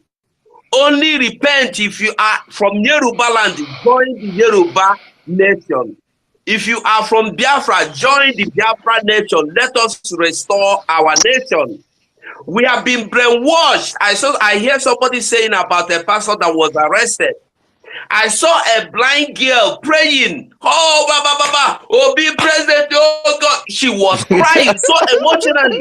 Then I began to ask myself, if you can pray for Obi to become a president, why can't you pray for God to restore your sight? I saw little children in the school. They went to school with their uniform to study, and the teacher told them to begin to pray for Obi. While other students, now you wonder, now in the school system we had, my little children now, they correct me when I speak English. My pronunciation is 0. When I pronounce things, they correct me because they get the better part of it. We got nothing. We were only learning how to pray. Prayer that cannot change anything. Chinese don't pray, they are doing better. The little children from their nursery school, they began to use computer. They begin to learn innovation while we learn how to pray and speak in tongue that cannot yield anything. A blind man is praying for Peter to become president. A deaf person is praying for Peter to become president. Pastor Paul Eneche went to a voting ground and they performed a miracle, but he could not perform a miracle for Obi to win. Pastor Paul Eneche and all the pastors, they stood on their pulpit and tell you to go and vote Obi, but they never stood on their pulpit to tell you that God said we should vote Obi. Why are they misleading people? I'm calling on everybody now. You still have chance to live your life. Nigeria is a place that no justice. Justice has been murdered, has been buried, has been forgotten. If you die, nobody will ask after you. Nobody is coming to ask after you. I am begging everybody, don't listen to any voice calling you to come out and protest. Let every Biafran and the Yoruba nation hear me. and they hear me very well. And I want you all in Lagos that are saying Yorubas are killing you, Yorubas are rising.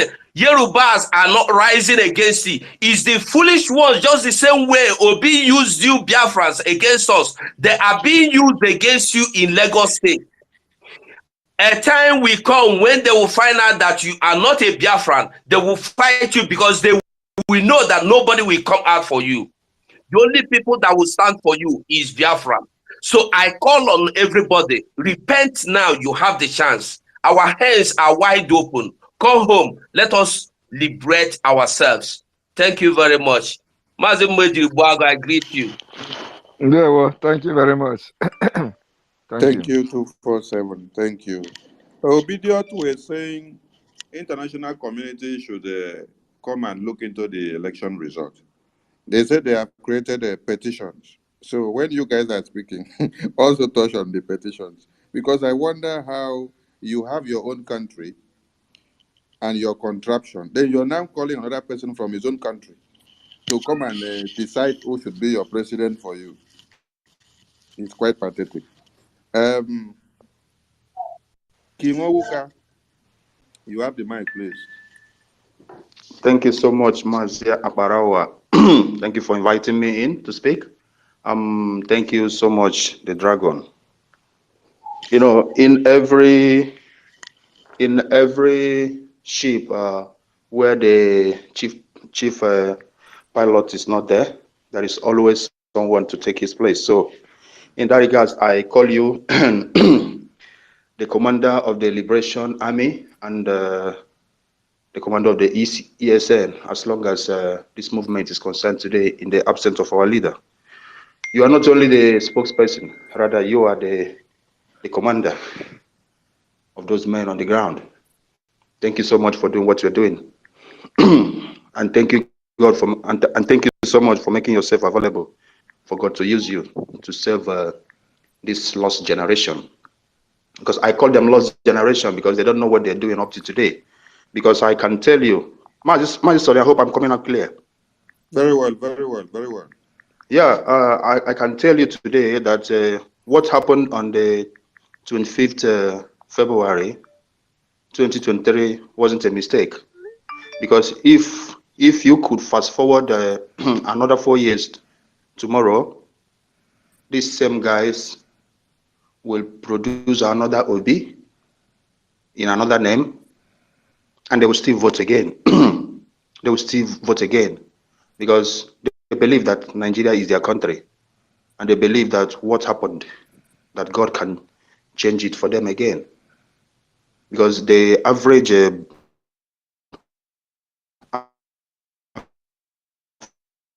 African man believes that God can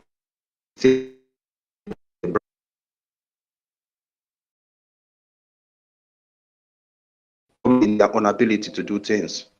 But God does everything for every human. You will fight it for you. Just go and sit down and rest. That is the problem. Because that is what the Europeans cleverly did to us. Because I can tell everyone today, you don't believe me, but that is my own personal opinion. Slavery has never ended. What ended was the method of slavery. They removed the chain and replaced it with Bible. In other words, Bible is a new weapon of slavery. Because inside that Bible, they didn't tell you to revolt against your master. No, they tell you to calm down and pray to God. Calm down and pray to God. That's all. Everything is going to be okay. God will sort your problem for you. Calm down. One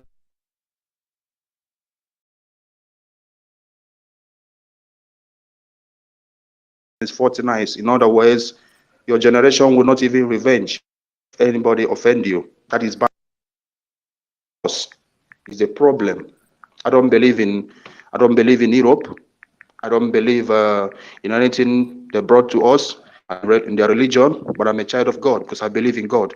But I don't believe in Christianity. I don't believe in anything the white man preach to us because I strongly believe that the arsonist can never be the firefighter at the same time. Until the average Nigeria person or the average a Biafran person will just ask himself or herself that difficult question. Why is it that the Britain who brought religion to us, they are still against us? that day they will become human being, and their freedom and their liberation will come. But in as much as they have never sat down and asked themselves that question, Britain, you came to us, you told us that our way of life is evil. We believed you. You made us to hate our ancestors, their way of life. We believed you. And you gave us your Bible. You told us to follow you and follow Jesus, the white Jesus. Then why is it that in the face of death, in the face of brutality against us, you turned your back against us? Rather, you choose to support those people you said that they did not know God. Remember what they said to you in the Bible. Nobody can go to heaven except you are born again and you accept Jesus. These Muslims you embrace, these people you attached to yourself, you tied us to. They don't believe in Jesus, and they don't believe in that born again. So why us? Then why did you hate us with passion? Why are you chastised? Why are you supporting our killing every day? Any day, the average Igbo man or Biafran will ask that question. That is the beginning of our freedom. Until that day comes, we'll still continue crying and looking for who to blame. But I can tell you, as our leader, Mazen Nandikalo, rightfully said, he said that the misfortune of the black man lies in the hands of the black people. Because, in other words, we are the architect of our problem. Those people who has been writing letters to finish government and police, where are they today? Everybody is silent. And that reminds me, last night I was on the internet searching for something because I couldn't sleep actually. I was kind of angry. I saw Peter Obi. He started hosting the Twitter space around 1:30 Biafran time in the middle of the night. Do you know what Peter Obi did? He wanted to calm down his people. He wanted to calm down his captives, his slaves, because they used Peter Obi to chain these guys. So Peter Obi invited all of them to join him on space so that they don't have to get emotional or get angry somewhere. So Peter Obi is their idol. So whenever they look at him, they'll calm down, they'll have hope. But this same scammer, this same fraudulent guy, Yahoo in chief, he refused to speak to his boys and his girls. To this moment, P2B have never spoken to them. I heard one of them saying that they don't even know what to do. They are still waiting for P2B to speak to them. And another voice is saying, you calm down. P2B is emotional. He doesn't want to do anything. If he says something, they might imprison him. That is the takia. That is the system.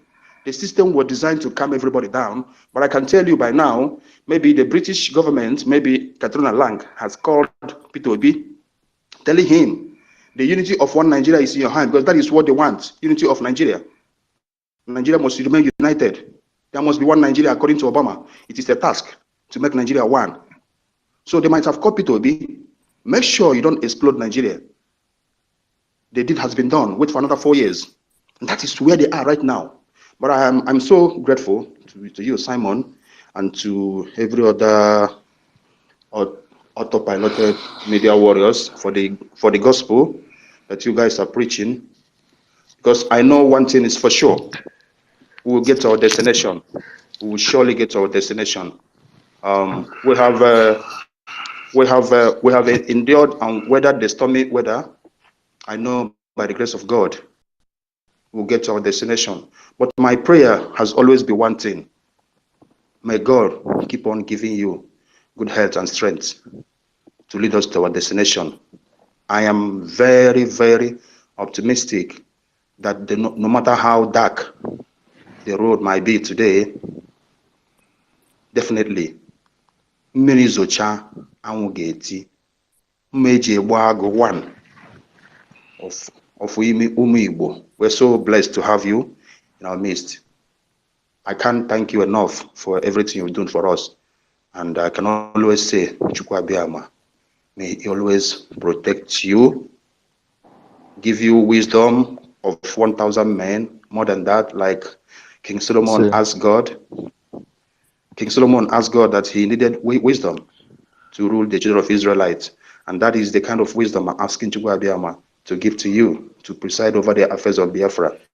At the end of the day, victory is assured. Thank you so much. Thank you Thank you, very Mazi much. Sonny. Thank you, Mazi Thank Sonny. you. Thank you, King Owuka. All right. Thank you. If you all remember when Obedient was speaking, Obedient said, my objective is to make sure Nigeria remain as one. That is why he said Biafra died 50-something years and should never be allowed to come back, because British brought him for a reason, to distort the minds and focus of everyone so that they will continue in the hope of one Nigeria, even as they massacre you each and every day. But as God does his things, everything must work together for the good of the people of Biafra. His coming has been able to open the eyes of many people who did not believe or listen to what we've been saying. So we must have to continue. Chibuike Peter Skopal, Onwe, you have the mic. Chibuike Peter Skopal. Chibuike, you're not there. Mazu Wama Ozomena. Mazu Wama Ozomena. Good morning, Mazi. Good Mazi morning. Simon, the good man. I thank you. I greet you. Morning from here. You are the eyes of the blind, the leg of the lame, the ear of the deaf, and the mouth of the voiceless. I thank you so much. Let me just center my talk concerning the space of those foolish Obi idiots that I went today. One, those people you are saying they lack structure. The structure I am talking about is one, they don't know where they're going or where they're coming from. Not at all. Day before yesterday, I went on their space. Immediately they saw my picture, their heart jumped in. They started telling me if I came here to protest about Biafra, if I am here to talk about separation, I should quietly go out. I required for mic and they denied me the mic. The same thing yesterday and the same thing today. When I was looking at our leader Mazi, the good man, I saw a wisdom. I saw an intelligent person. I saw what he could distribute to them. And I discovered that these people are not the kind of people that require knowledge or wisdom. And immediately they displayed their idiotic manner. Our able leader, the wise man, the good man, just went off and I followed him immediately. Listen, the three plans they have on ground now are the dangerous one. What are the three plans? One is to protest. Once they come on the street to protest, what is awaiting for them is to shoot aside. The second one is going to court. Can you get your justice in the court of your enemy? The answer is no. 3, keeping silent and quiet. Once they keep silent and quiet, they will keep silent and quiet forever. They have become automatically loser and the loser forever. So, and I look at all their coordinators, co-hosts, their hosts and all that, and I see no eligibility in them. What I mean by eligibility and the composure is that one, the way they talk and the way they speak, they don't even have hope for their followers. They are very biased. Listen, I could remember in the year 2015, we established meeting that we call South-South Zone and the Southeast Zone for Jonathan. and the structure was very solid, which I was one of them, and I represented my state there in that meeting. And I also went to Ego Square, Abuja, for the second term of Jonathan. What later happened, the disappointed Jonathan and the Nigeria happened to me. And once it happened to me, I have to pinch myself and say, this is not the right way to go. And immediately the thing happened, God appointed a man called Mazen Namdekan, the Moses of our time. And immediately I listened to Mazen Namdekan, I discovered this is the right path that I have to follow, not to be wasting my time for looking for better Nigeria and the new Nigeria. And I learned a lot of things from him about how this company called Nigeria was created. And I said, so I have been in the marketplace, not that I have been in the country since all this while, fighting for what I don't know the roots about.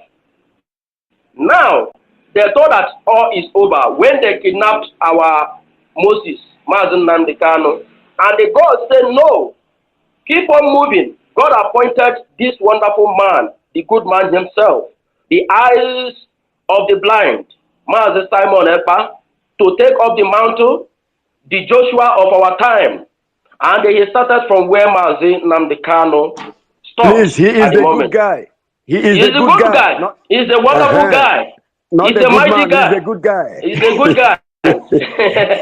My brother Ozurumano.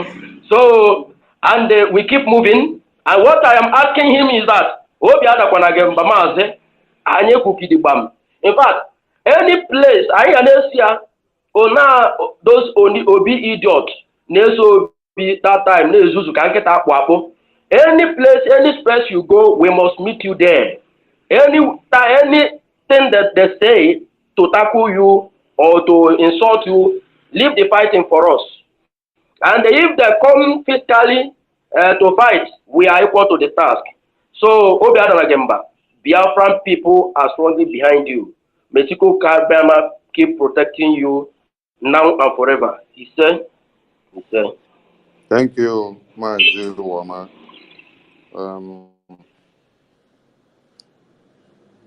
Chibike Peter Skopal. Chibuike Peter Skopal. Chibuike Peter Skopal. You're not ready? Okay. Mr. Editor, you have the mic. Yeah, thank you for having me. Greetings to everybody. I salute the good guy himself. In fact, Mazi, you are honored. The Lord will continue to lift you. You prove them wrong.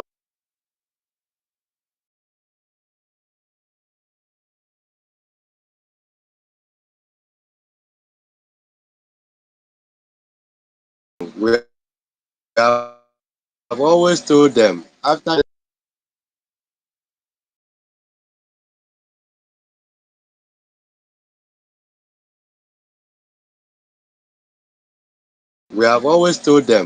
the election, all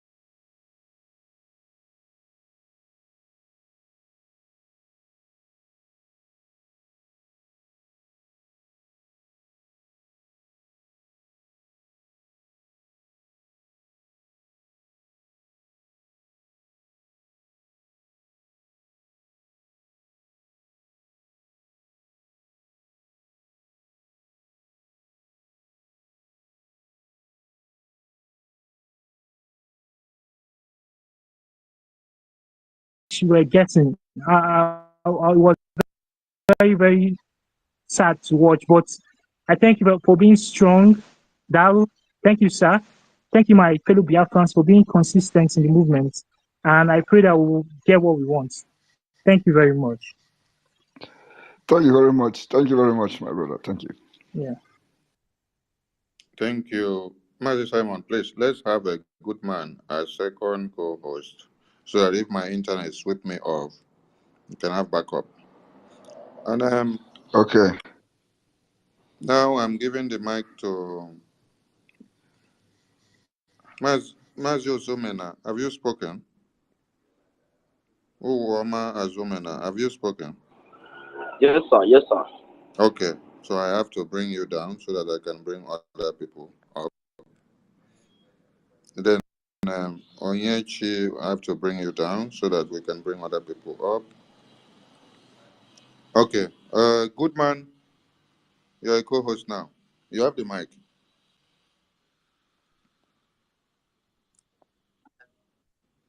Good man. Good man, you have the mic. Good man is not ready yet. Okay, Dotland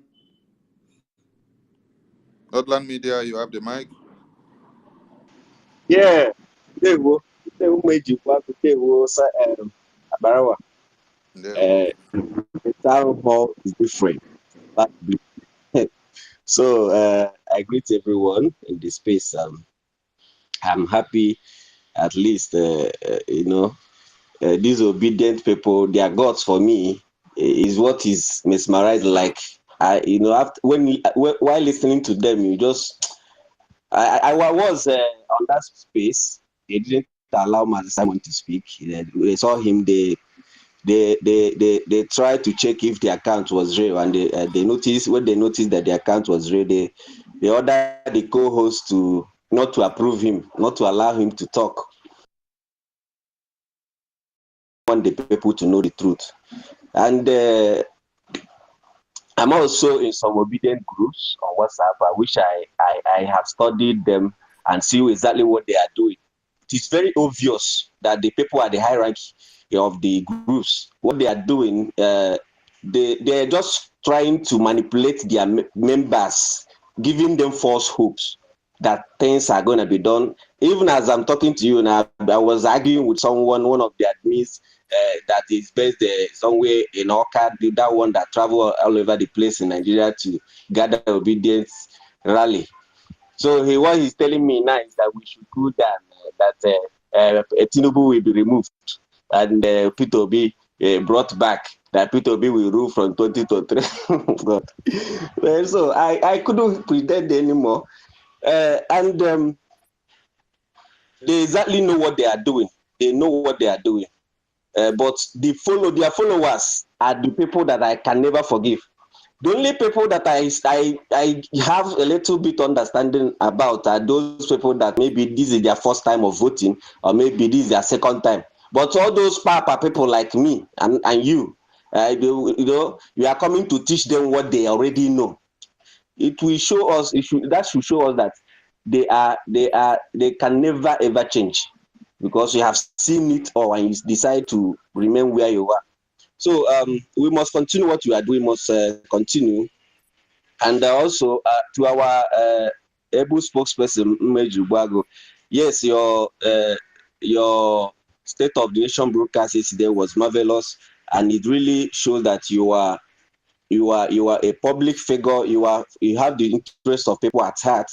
But I also want to let you know that, which I know you know yourself, that those people that we call Igbo leaders will never ever accept that your hand of peace, because what it is, they know what they are doing as well. They know what they are doing. They are doing the purpose. They are fulfilling the purpose why they were created in the first place. Everything has scattered. So this time it should be anybody that doesn't have the eye to see. We see it for them. Since God have given us the opportunity to still see, we give them the eye to see. We use our eye to see for them and deliver them. Of course, that is the right move in the right direction. Thank you very much. I don't really have to waste more time. Thank you. let us continue to do what we are doing. In no time, Biafra will.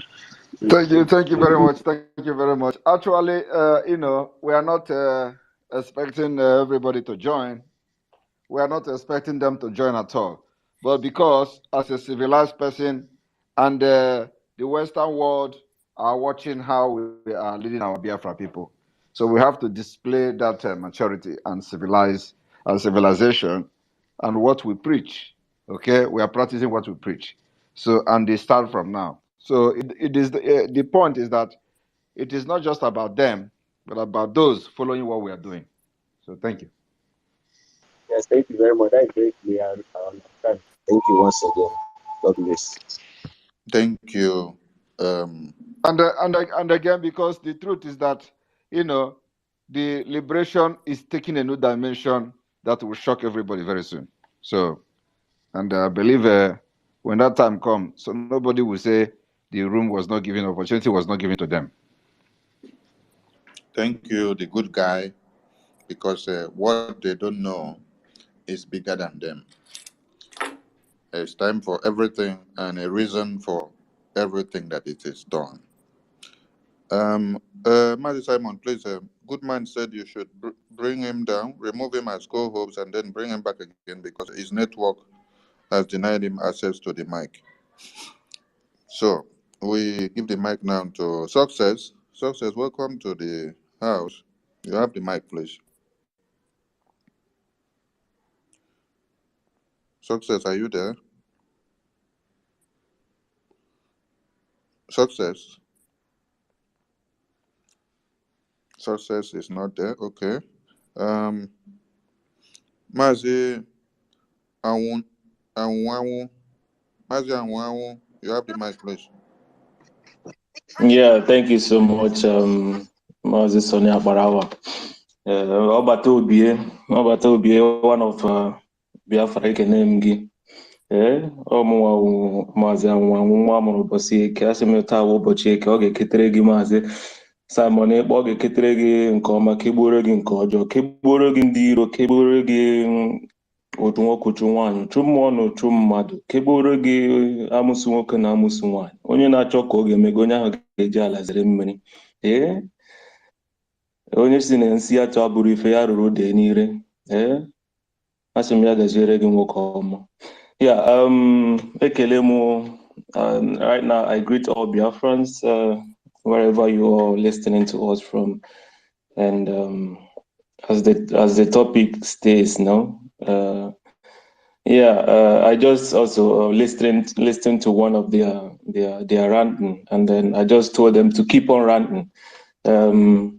They should just be getting ready for the next 8 years, and then they should not forget that P2B has messed up the plot, the aforementioned plot given to the Igbos, and now they have to wait for 16 more years because after Tinubu, Shetima is coming, and so they have to be ready. They have to be ready. Either Shetima, even there is a possibility that Gumi will be the next president after Tinubu, and so they have to be ready. And then we Biafrans, we are going. And then they have to enjoy their Nigeria, and then whatever Tinubu does to them, whatever Nigeria offers them, they have to accept it with their whole heart. But for us, we are moving, and we also thank the international community for standing firm. And now that everything is just crystal clear, I believe that changes will be made, and the news or the sound of victory will reach Biafra land very soon. Thank you so much, and I yield the mic. Thank you, Mazi. Mazi, good man, are you back? Good man, are you back? Okay. Let's give the mic to Tochukwu Biafra. Tochukwu Biafra. Tochukwu Biafra. Tochukwu Biafra, you're not ready? Okay. Paul Ezime. You have the mic. Yeah, thank you, everyone. Odogwu, Meji Ebuago, and I'm making now. Follow Biafrans. In fact, I'm very grateful for how the obedient they expose themselves. And also, if you're joining us newly, because we started this struggle for a very long time, if you're joining us newly, be very careful if you're here, because the Nigerian government, terrorist government, they are not backing down in attacking us. Make sure you guide yourself very well, especially if you're in a Biafra land. It's very important. All of us, we want to get Biafra together and enjoy our lives of land of the rising sun. It's very important that you stay safe. Mind who you communicate with. Mind who anybody that DM you, be careful. Don't give out your contact. Be very, very careful. This government, they are hell-bent on getting all the Biafrans. Be very, very security conscious. That's all I want to say for now. And also, if you're joining us, sincerely, the genuine Biafran, to move this struggle forward, make sure you pay your tithe and offering, even special prayers, special offering. Sowing seed.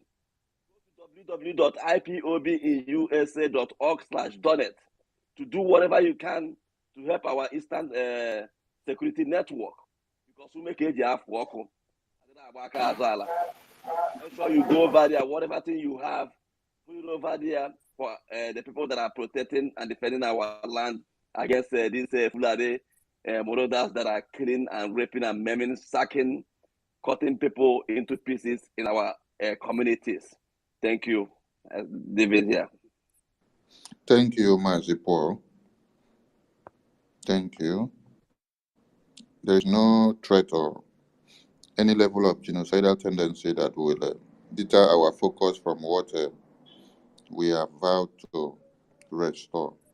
And we must continue. Success, are you back?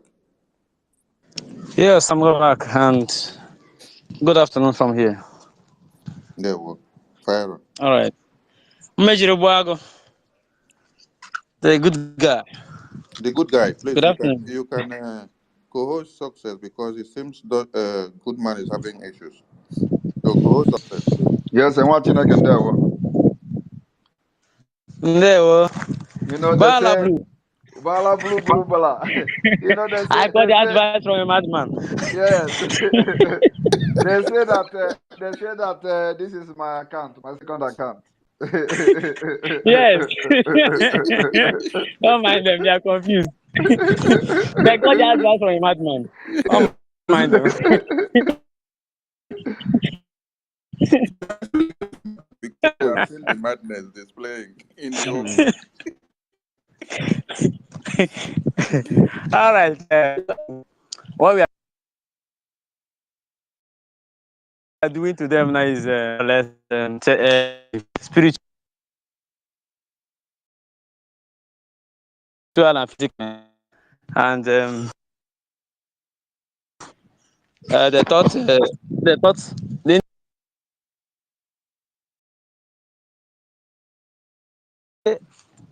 took picture with Boris Johnson, returned back and changed his mind from his usual party and entered a new party that he doesn't even have a name. We told them that this move is a dangerous move and they don't want to listen. Today, they were lamenting and lamenting. I have been in their space since morning watching their lamentation cross to chapter 2.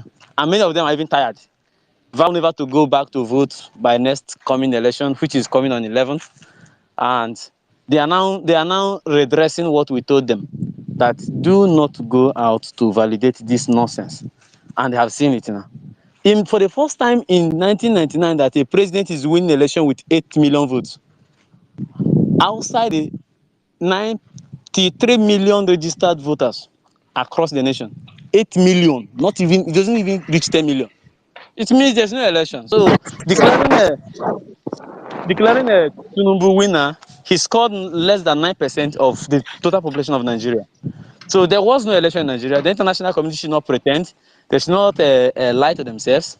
There's nothing like election. Our no election principle affected all ethnic nationalities in Nigeria. And they got the message. And they used to it. And they delivered. So I want to congratulate the Oduduwa people who sat down and never validated this nonsense. The Biafrans, in Savannah region, the Middle Belt, the Arewa in general, all of you made it possible. And the Umeji you are in the forefront. You are the Umeji Ruwago. When have I make it? Shuko Kabian Yango You say, until this comes out. yes, Thank you. And there were, thank you very much. there were. Thank you. Success, are And you that the is first? and that is the message. You know, when we were telling them, they thought, oh, we were just ranting on social media. The whole sit at home, the whole no election, a lot of ethnic nationalities that are fighting and are tired of Nigeria hit to that core. That's why everywhere nobody voted. Nobody voted. People, even though people had their PVC, 90 million people, over 90 million people have their PVC, but yet they decided not to validate Nigeria. And that is a very strong message that is out there, you know, for people to see, not a manipulated message. The message is out there. People did not want to participate and validate Nigeria. The good guy, please co-host Success. I have not seen Success here. Success is the one that just spoke now. I know, but I have not seen him. Hey, wait. Can you see Raf? You can. Success, can you do some emoji? Yeah. Success, do Okay. emoji. Okay. Raf, welcome to the house. You have the mic. Thank you, Sonia Barawa. Thank you. Which name is in your listing? Success. Chikodri Nwele. I have not seen you. There's no need mentioning it. No, okay, Sonny should continue while I stand by to listen. Okay. Success. Send Simon message in his inbox inside the Twitter. Okay. From there you will see Okay. it. Okay. Raf, go on, please.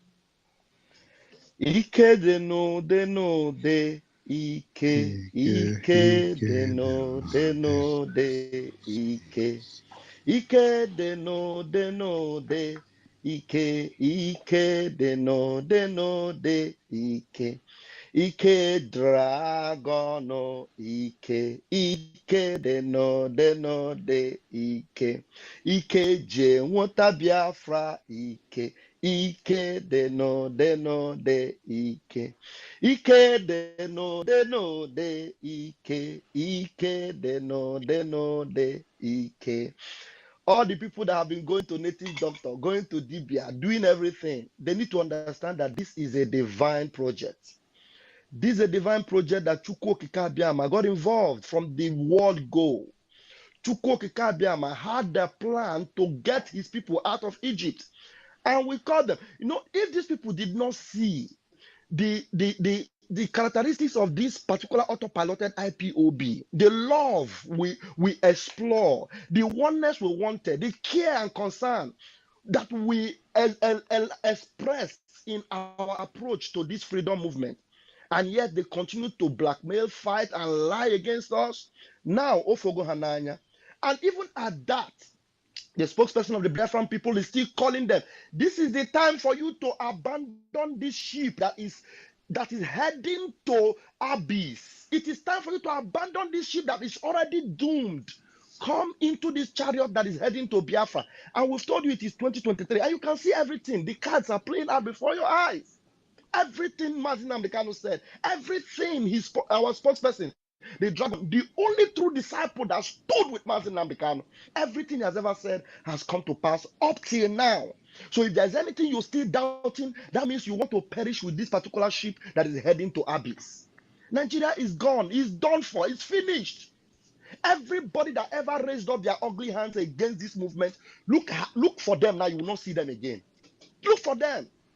You won't see them anymore. So it goes to prove to you that this Biafra project, it is sure, it is not man-made. The hand of God had prepared us to get to this particular place where we are and to make sure we get to Biafra.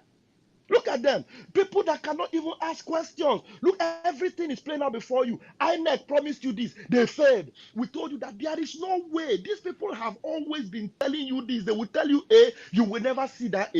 You will be looking for it, you will never see it. And now we tell you. There's no need to validate it. You validated it, and at the end of the day, how one nala. I cannot pota at the end of the day, you will see where that head you are shaking like this, like a gamma lizard. You see where it will end you. Come out and protest and see what they will do with you. Come out and protest. No, you will not hear. You want to come and protest. The truth is that Biafra has come to stay.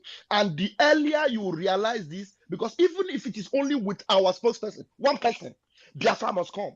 Because it is a divine project. It's a divine mandate. So you cannot do anything against it. The Bible says in the book of Corinthians, you can't do anything against the truth. Everything you do against the truth will be to validate and support the truth. And the truth in this case is Biafra. In the same way, you cannot do anything or say anything against the good guy. Every effort, you watch movies, you see it, and they do everything and they beat the actor. They will fight him and blackmail him. At the end of the day, the boss will lose, the actor will win. We are going to win, and it is guaranteed. Thank you very much, fellow Biafrans that are standing with the spokesperson of the Biafran people, standing with Biafra. Stand still where you are. Mazin Nambekano said, maintain your position. Maintain your position. The Egyptians you see today, which is the zoological kingdom called Nigeria, you shall see them no more forever. Thank you, our spokesperson. We appreciate you and we pray for more grace and more wisdom upon your life. Your State of the Nation yesterday was top notch, and heaven is hearing everything and backing us up. We are there already. Thank you very much. I will hang on for now. Thank you. Thank you, Bam Bam Bam. Tojuko Biafra, you have the mic, please. Good morning, everybody on the space. And I'm Ekenonyo Abuna. Mma eji agbu agụ a na-akpọ gị good man mana mụnwa na onwe m afa nna abụ mkpọgụ obi afọ eju m bụ akụba ihe bụ akụba na-agba agba biko ana m ajụ ese otego nnọdụbere ọnụ egwe otego nnọdụbere ọnụ egwe amazịkwa na egwe a na-eme exist biko mma eji agbu agụ biko anyị one lady kwuru okwu yesterday. One lady broke yesterday, Maka, I think Botswana or whatever.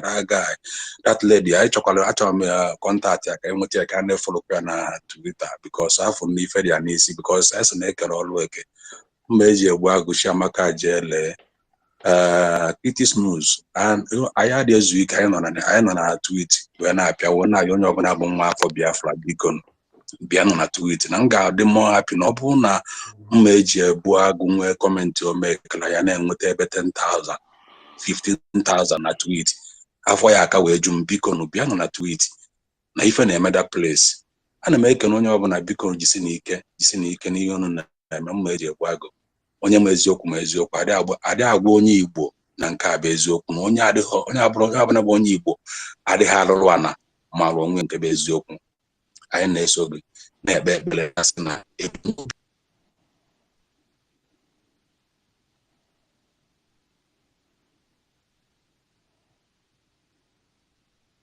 Did we lost him? Can anyone hear me? I can hear you. It could be his network. Okay. His network. Okay. Good man, you're back. Can you grab the mic? Yeah. Dogu. Okay. The good guy. Can you hear me? Please. Yes, good sir. Guy. Co-host good man now. Let's see if we can get him. Can you say good man, the good guy? Please let him co-host some other person because he might co-host me now and the issue will come up again for now. Please, he should just try and get success. Okay, go on with your submission. Okay. Odogu, your broadcast yesterday was a top notch. What's going on? Your broadcast of yesterday was a top notch. It was sent from heaven. You know, it was really sent from heaven. The broadcast, everybody was so happy for you. You know, it is so unifying and it shows the spirit of Biafra. We love you so much. We love you. Thank you very much. Yes, sir. God bless you, sir. God bless you. Yes, the people of Biafrans, the people of Biafra, the people of Oduduwa, I want you to understand this truth. They did not bring Tinubu because they love Oduduwas, because they want Oduduwa to feel carried along. No, they are not interested in you. They know Tinubu is quarter to go. They know he is no longer strong. The person that they just elected right now is Shetima, the chief terrorist. He is the president of Nigeria, not Tinubu. Each and every one of us can remember that Tinubu's hand is shaky. Tinubu is no longer fit for any position, not even to coordinate his house. He is no longer fit, not to talk of being a president. These people has been playing a very good chess on Nigerians. They are very good in the draft. They give the king, they give the queen, they take your king, they give you checkup. They are very smart at their game. I visited one of the some of the obedient platforms before the election, and they were talking about the beaver, and someone who has been close to the election coordination was telling them how the beaver works, but also let them know that he cannot guarantee the perfect state of that beaver. And they also lied to them that they have signed electoral nonsense to them. They also believed. You know, Nigerians don't reason. They have no brain. They are brainless creatures because they have succeeded in moving them from human being to commodities. Commodities don't think. Commodities don't do anything because they are in the company. They move them from one stand to the other.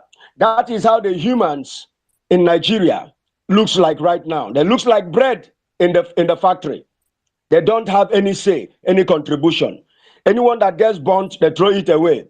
Anyone that sours, they destroy it. This is how human beings are now in Nigeria. They are nothing less than commodities. And when you keep calling it Nigeria, you don't even know that you are just calling the brand name, a brand.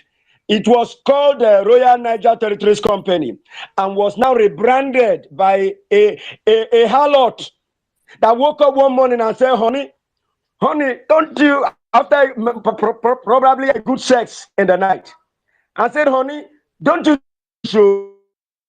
we should call this thing, because it looks more like a company name, Royal Niger Territories Company. I like repeating this so that we will begin to think, where am I? They will begin to ask themselves, am I really in a country? Because these so-called celebrities that knows nothing, only shake your bum bum, a baby song. They know nothing else to talk about. They don't talk about slavery. They don't know that they are all slaves. They can be shut up any day. They have nothing to offer you. You keep following them. What are you celebrating with them? What is them celebrity? So this is the problem they have. They don't know that they do not have a country. All they have is a company. A company. And when you keep shouting, I am a proud Nigerian, you are a proud citizen of a company. There's nothing to be proud of. You don't have sense. You don't even know where you are. Of history, you become like a can floating on the river.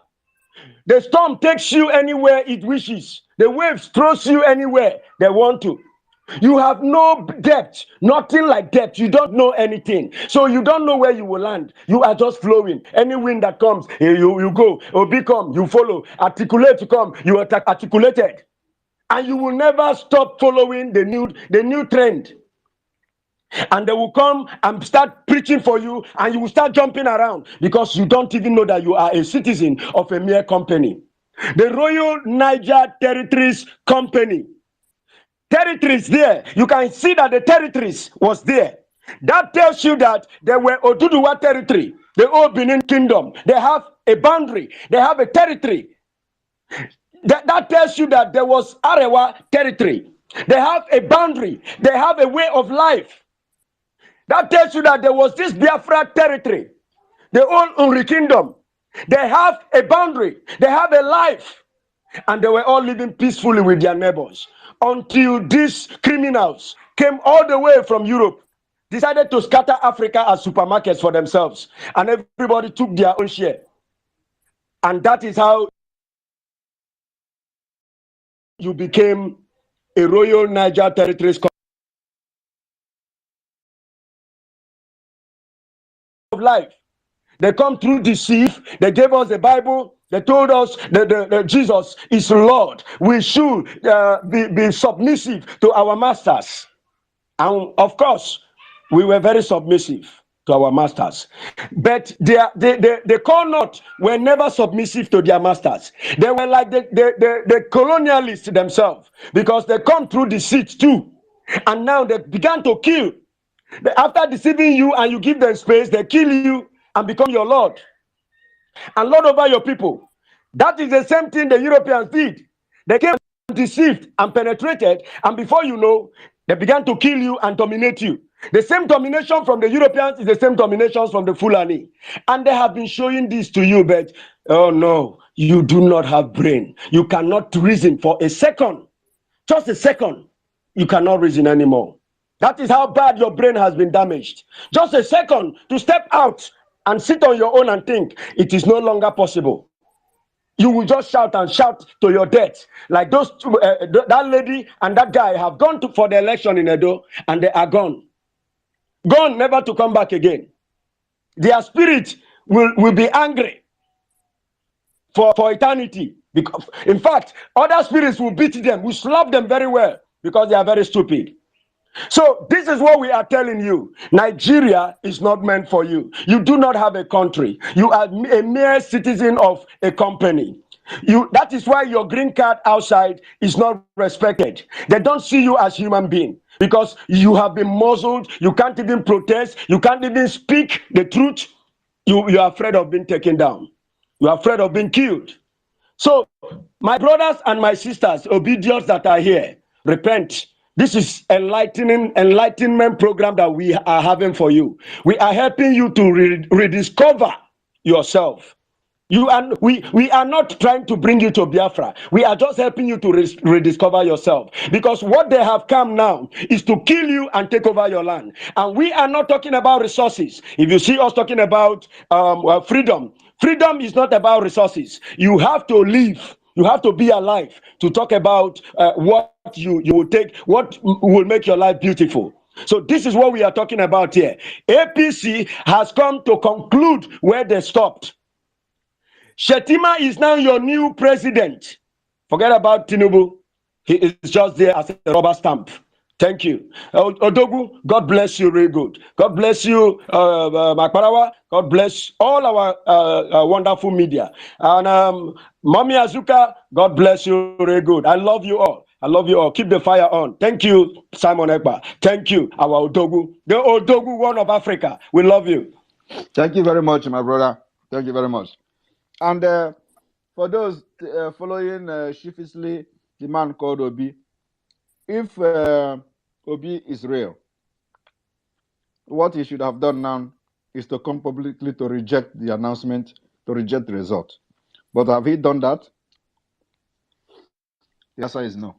So we challenge them that Obi should come publicly and issue a statement rejecting the outcome of the election. That is where his problem will start. And I want to inform you also that the company that is in charge of this INEC, in charge of this voters machine, the PVC or PO, whatever, BVC or whatever they call it. Beavers. The beavers.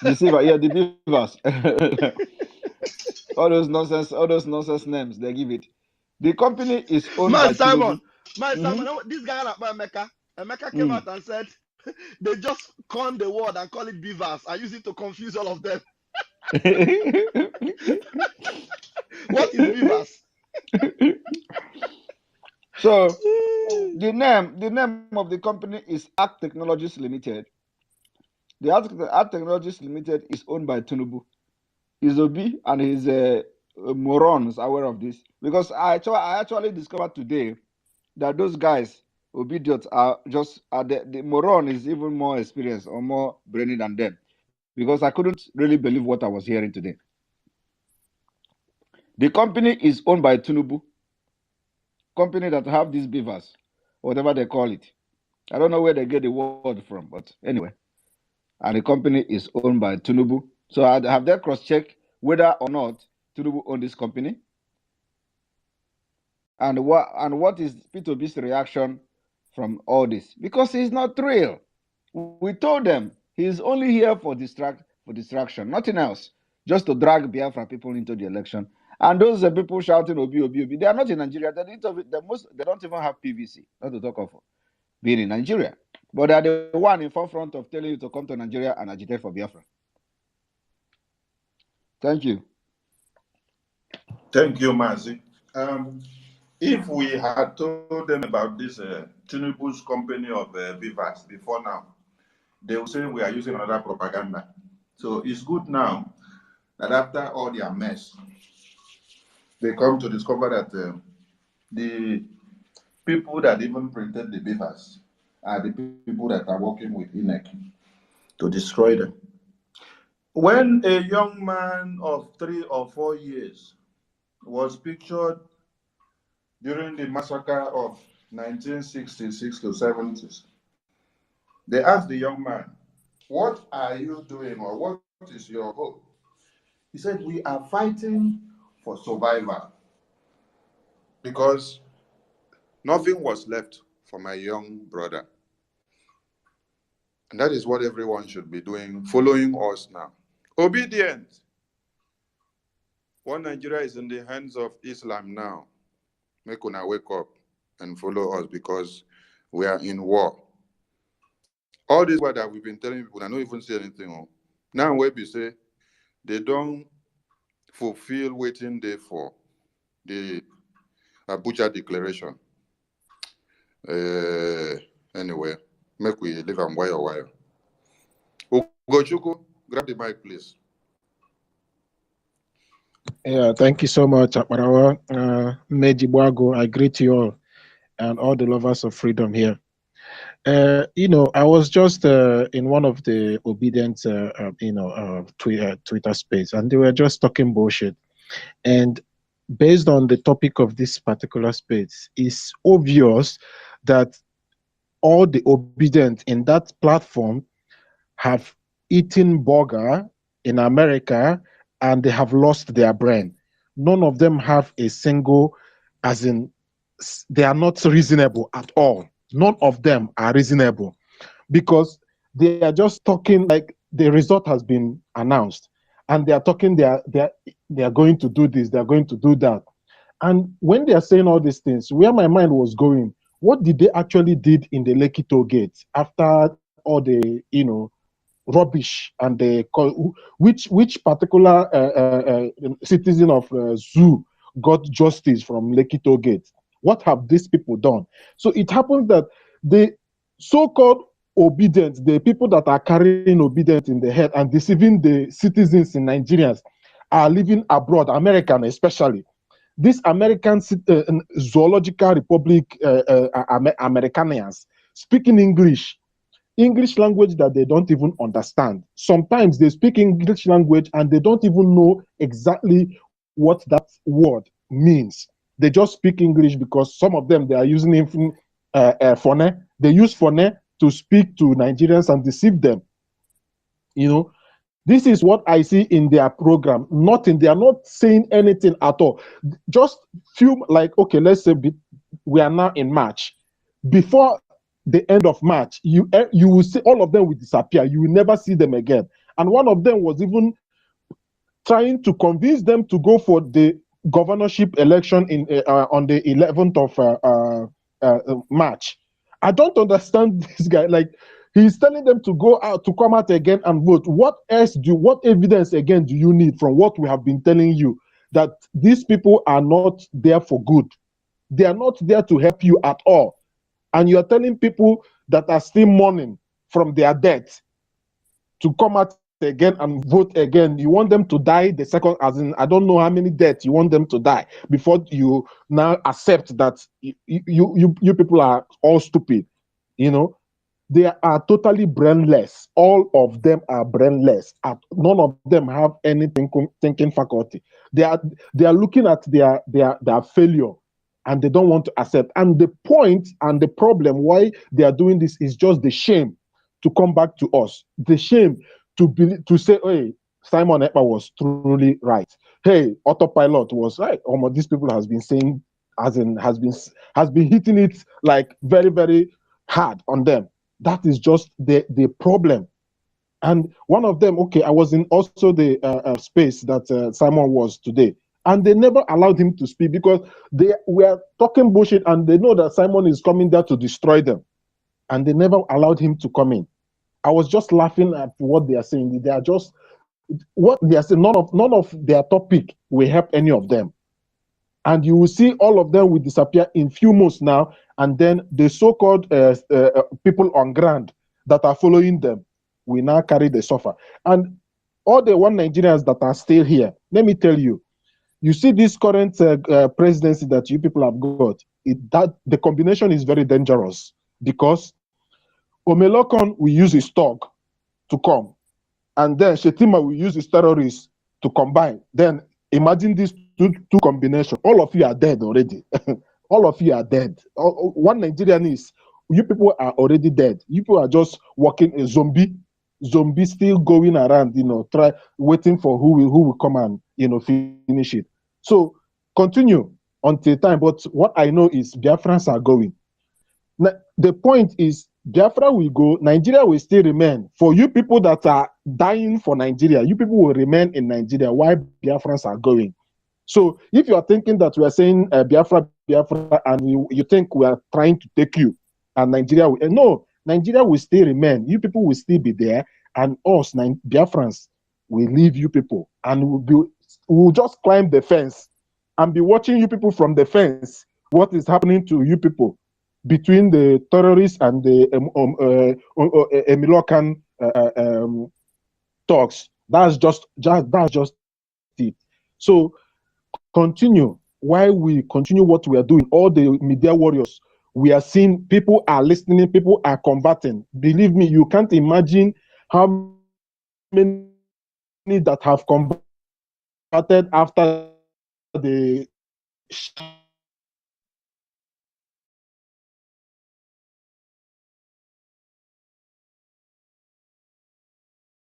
them are even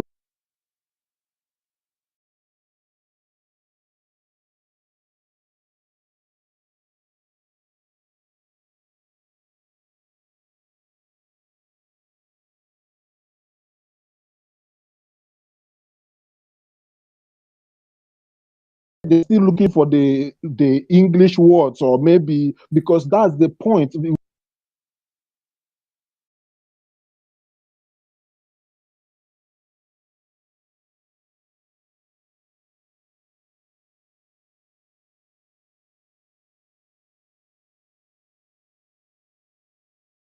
In school, they will finish school, they will finish, teacher will flog it, they will punish you. But and most of this obedient, I see them from America, they are all Igbo. They don't know how to speak Igbo. Hamasu Igbo, cha. Hamasu Igbo, na so for where for na deceive in the matter.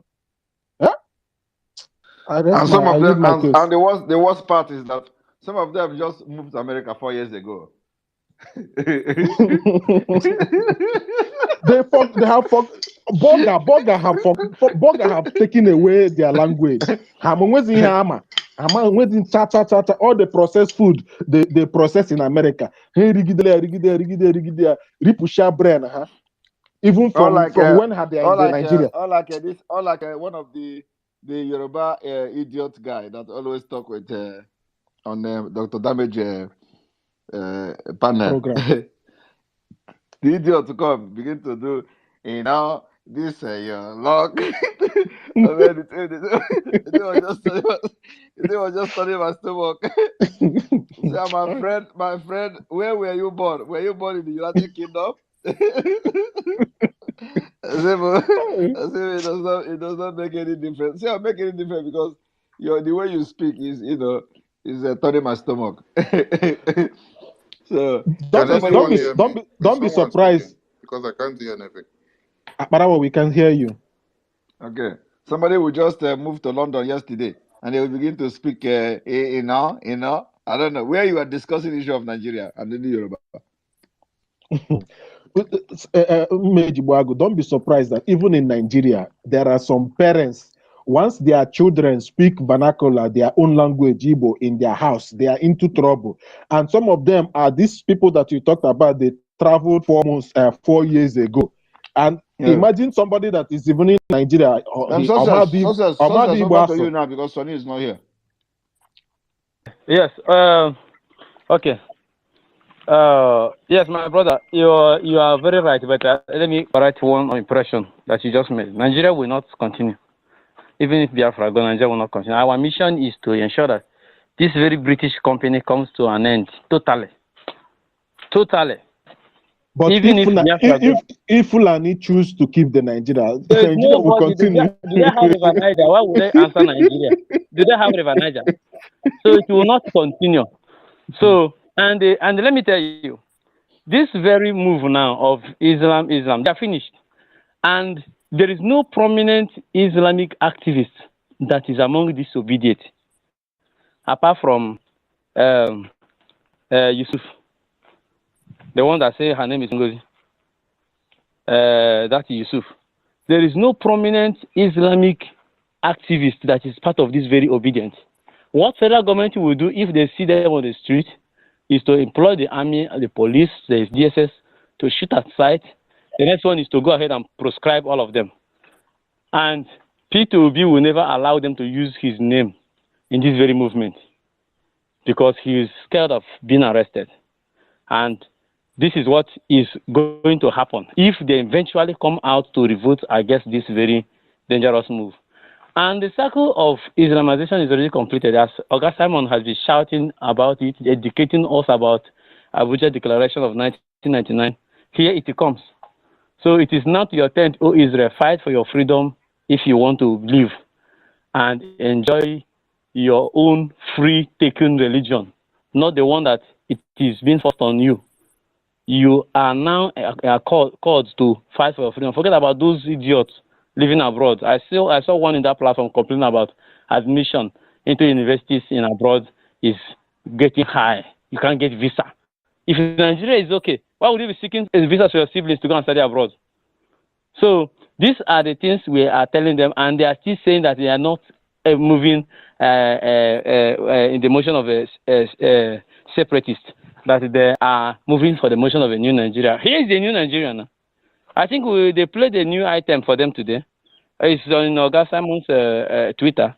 You go there and listen to the new item of Nigeria. So the fact is that for Africa to be good, Nigeria must totally dissolve, which is our mission and our aim. And that's all. So I don't know who and who. I don't know how we are appointing them, but let me select randomly. If Mouthpiece, are you there? Have you spoken before? No. Oh yeah, go ahead. Good day to you all. Odogu, I greet you. And Success, I greet you all.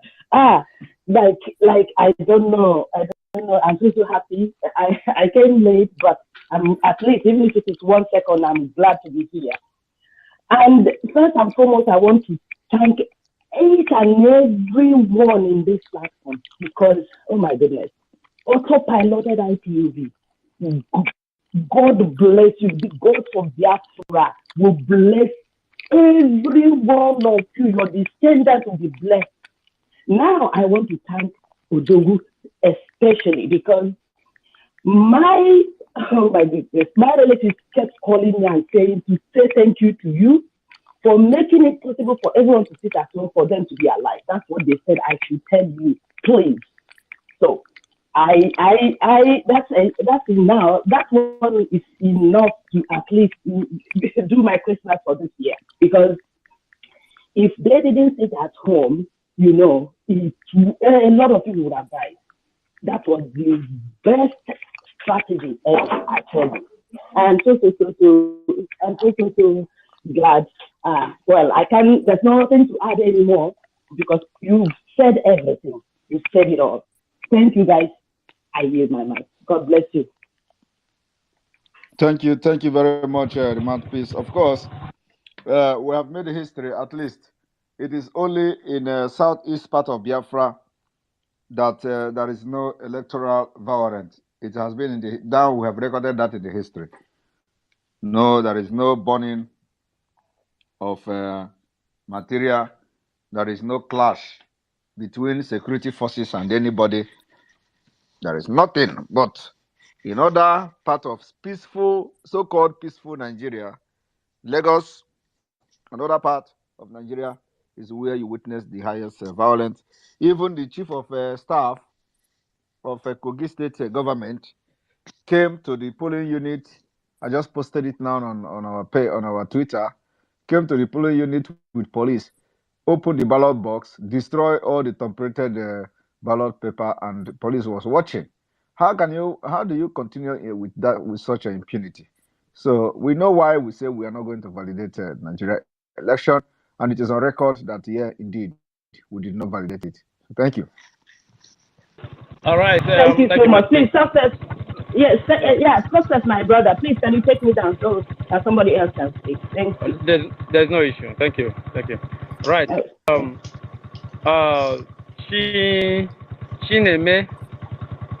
Chinemerem. Thank you, brother. Thank you.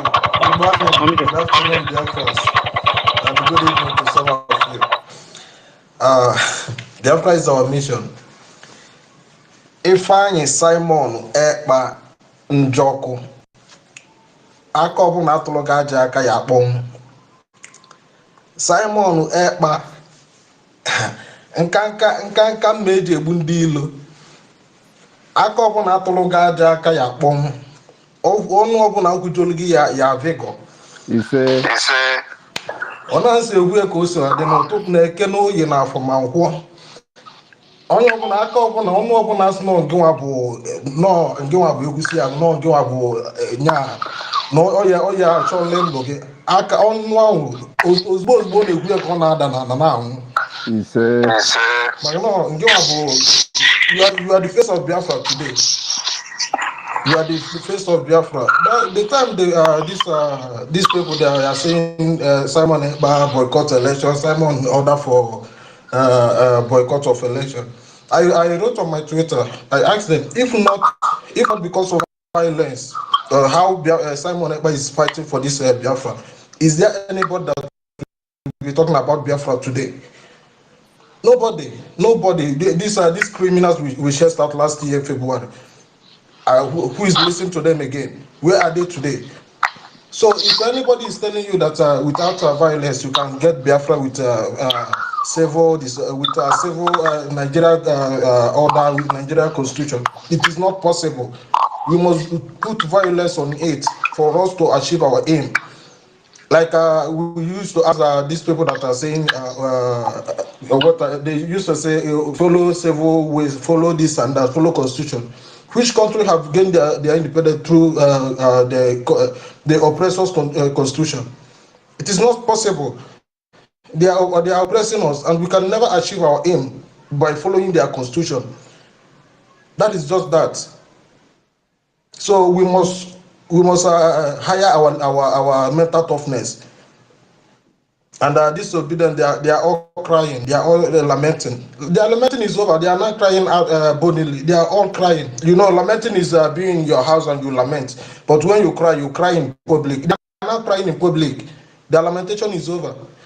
So, and our arms are wide open to welcome them. If they openly will return as a lost sheep, they are. So, thank you, sir. Thank you, sir. Onye aka ọbụla onye ọbụla ụgwọ ọjọọ ọbụla ha gwụ n'isi gị ọ na-ha ncha nne na-ebe akwa na social media tata ọ na-ahụ ka ha ebegide ahụ until ha emego Biafra impress and come to unity as you rightly said it, made it clear in your last national address. So thank you, sir. Thank you, sir. Keep it up. Thank you very much. Biafrans are all Thank you over very much. We have been behind able you. to We are behind you. been able to make the history that we say Biafra will not validate the election, and we stood by it till the end. And more is coming. Exactly. More is coming this month. Exactly. What we are waiting for is the declaration of Biafra, sir. Yes. We need it to be declared so that these people we will fight for once and for all. Obi will join us. That is must. And this challenge you have thrown to him, he will never accept it. Obi can never ever condemn this election, this result. He can never condemn it. Yeah, because that is what baffles me. Why they were discussing for many hours, stretching and the man they are defending have not condemned the election. He's just quiet. He's just quiet. Listening, because what he's doing is that how he's going to maneuver the whole thing. We have win them, sir. We have win them. Congratulations in advance. Congratulations, sir. All right, can we have this brother? Is he here to attack us? Somto also. Which of the Somto is this? Can you take a mic? Are we one, or you are here to punch me? Let me I greet you, Dragon. I'm not here to punch you. Oh, man, now the kind of boy, none of my TPO. Oh, hey, on the charger on down. I beg. I greet the house. So my Dragon, I greet you. I thank you for giving me the opportunity to speak here. One thing I want to address, I know that the space yesterday, and there was an Hausa guy that came out and spoke. His name was Abubakar.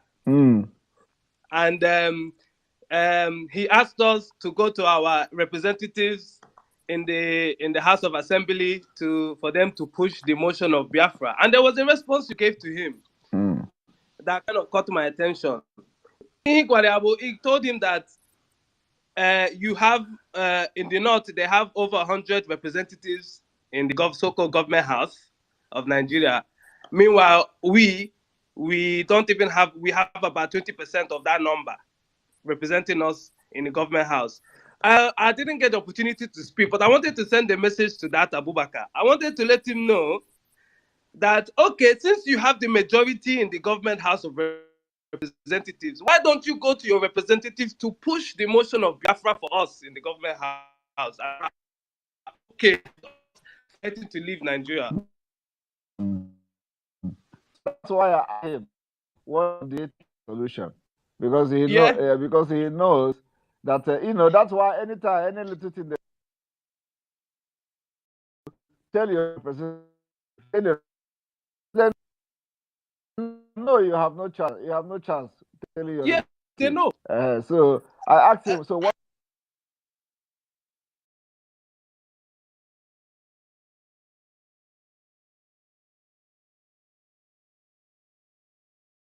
To address.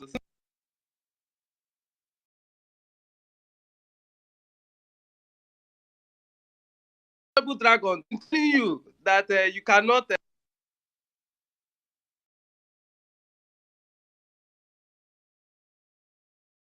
fight for Biafra from Finland.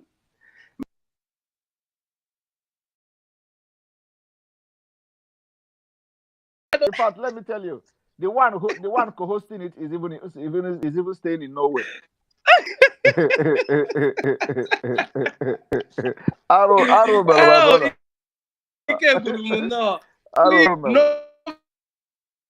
Not we they go. We there, yeah. We are on ground and we're ready to fight it to the last. All right. Thank you very much, sir, for giving me this opportunity. God bless us all. Thank you. Thank you, my brother. Yes, Mecca. This your green white, eh? Thank you. Mecca, over Please to you. check somebody that our red cap over to you. Yes, Simon, thank you for giving me the mic. I must complain about this our Twitter space, because time and time again many people are coming, but the same face are always giving audience. I don't think it's good. We need different ideas, fresh ideas. Sometimes we come over, we listen, and we leave, not because we don't have opinion, but we need good ideas. Now, I have made some observation, and I have some questions for Simon Ekpa. And so far, I've not been impressed to a very large extent. But there was this response you give to one man, one scavenger, that hyena. You know, hyenas only like to steal from the kill, that has been running after Peter Obi. And he there said that the Biafra doesn't exist. When he was interrogated by you, he said it's just a thing of the mind. I like the response you give to him, and I wouldn't have expected anything less or more than that. But that thing infuriated me. Let me ask, where is that man from? Which country is he from? I don't know. I don't even know which country.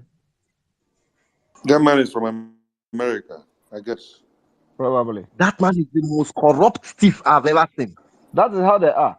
Not only him. The most corrupt thief. Because I've been following him and I've been asking him one question. What is your interest in Nigeria, Africa at large? What's your interest? The same thing everybody is asking. They want to come and steal. But he did. Look at what happened in America. They said they don't need voters card to vote. That's the Democrat. Because the black people are not intelligent enough to have a voters card.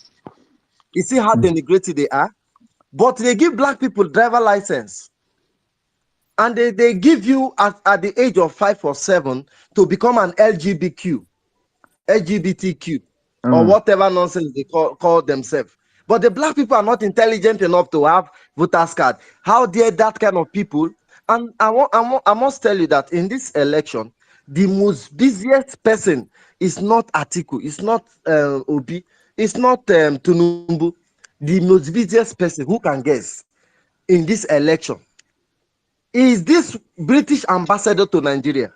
Yes. If you see how that woman run around, everywhere she's there, she will get the Australian ambassador to co-statement with her. She will go and get the ambassador of Japan. She was virtually everywhere. That was before the election. And after the election, the most busiest person now is Dati. You are saying Obi is not saying anything, but Obi is saying equivocally. Obi, they talk through Dati.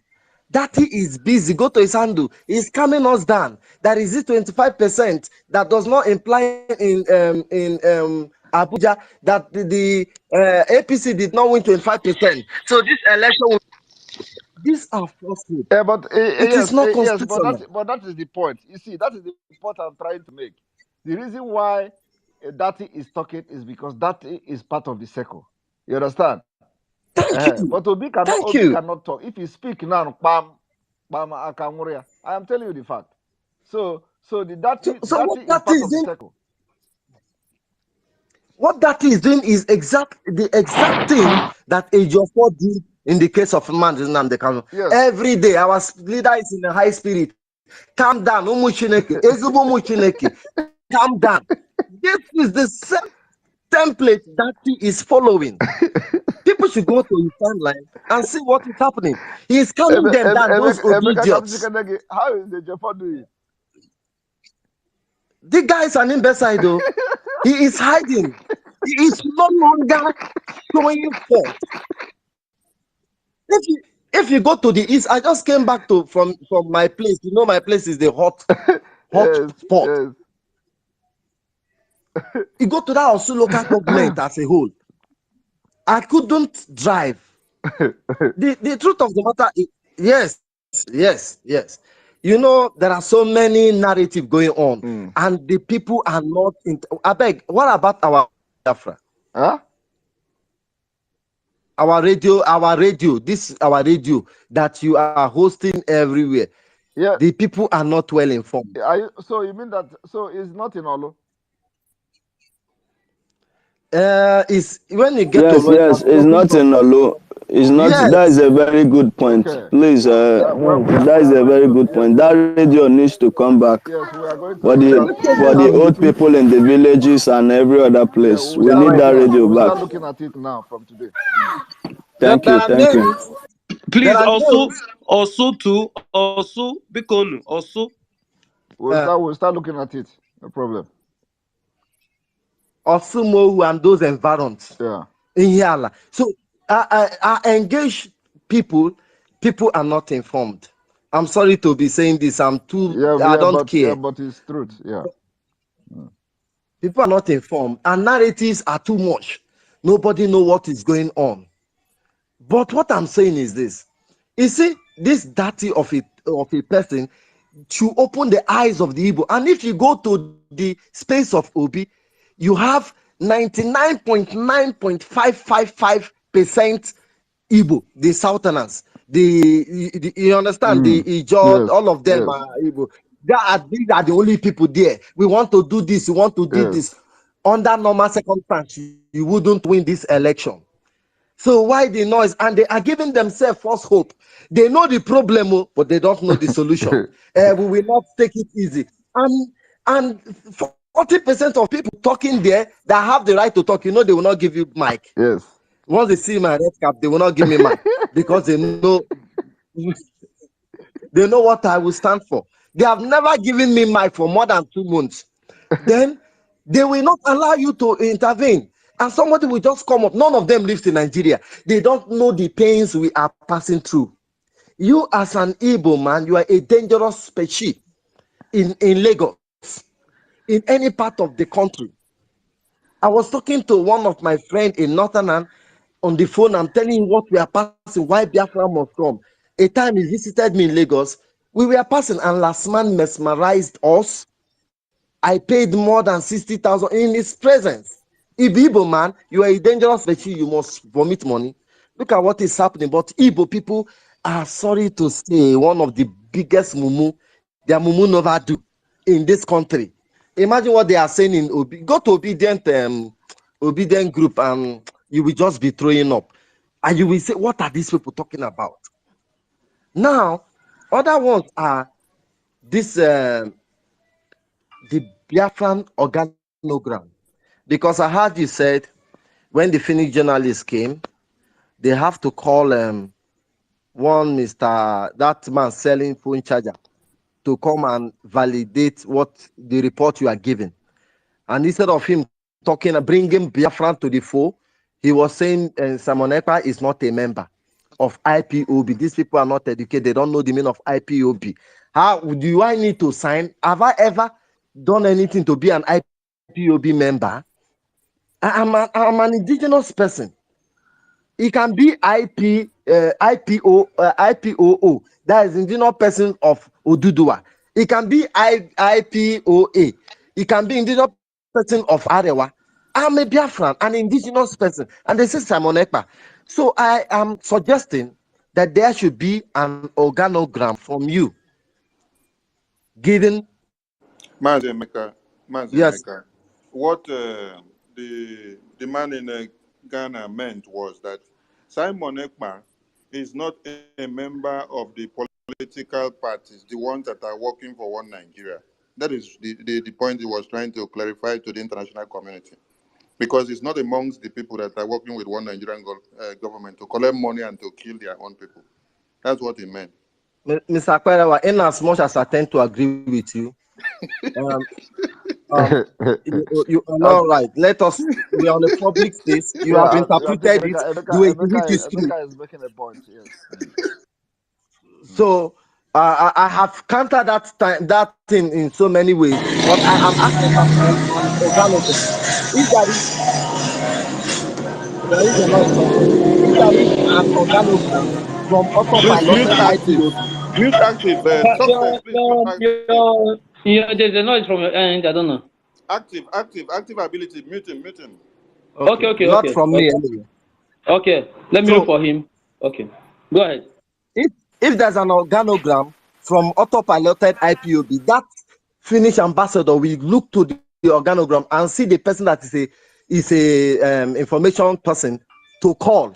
He will not be calling. So I am suggesting this is my epiphany on this, my own divine solution. And well, Then well noted. Well noted. I had Mr. Mazi Simon. I have so Yes, many names to call you, but let me keep those prefix and suffix first and address you. I have all you right. said in your broadcast of pardoning some people. I don't believe in the Bible, but let me borrow a passage there that says a leopard can never change from his skin.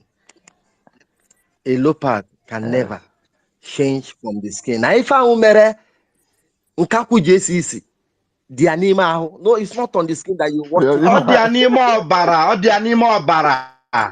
So,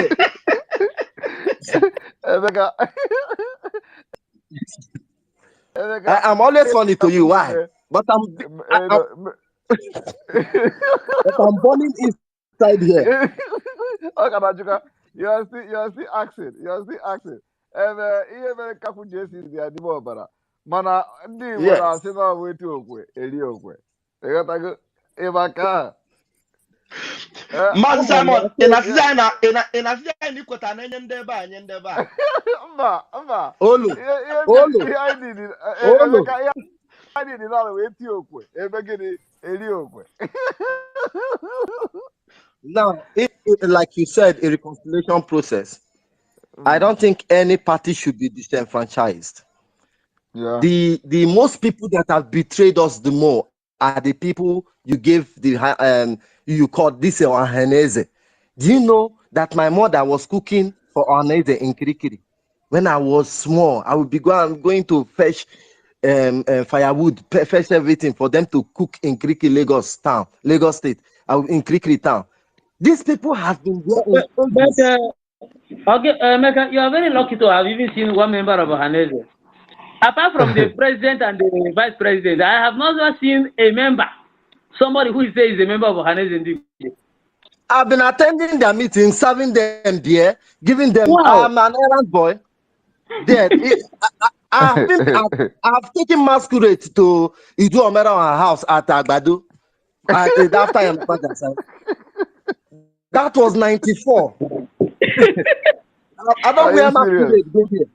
So we are born and bred up in Lagos, but we are Igbo. You see, the truth of the matter is that I don't know that I was an Igbo man until I went to Yanokwaja. They started calling me Omo Igbo. I thought we are the same. And they called me Omo Igbo, and they treat my people bad before me. They talk to me because I can speak their language to a very large extent. So what am I saying? If there is anybody that will advise anything on this nationhood, oneness, I think I'm qualified to a very large extent. I have an experience being in Nigeria, never disenfranchised or segregated from anybody. I have helped more than 4 people to America from scratch. Fatherless people, motherless people. These are not Igbo people. But when you say Nkem, this is my own. The only hope we have is Biafra. Let me not deviate. Your hands of fellowship must be stretched to all parties. Yes. Why I am saying so? Because the only people that have offended us, I say, all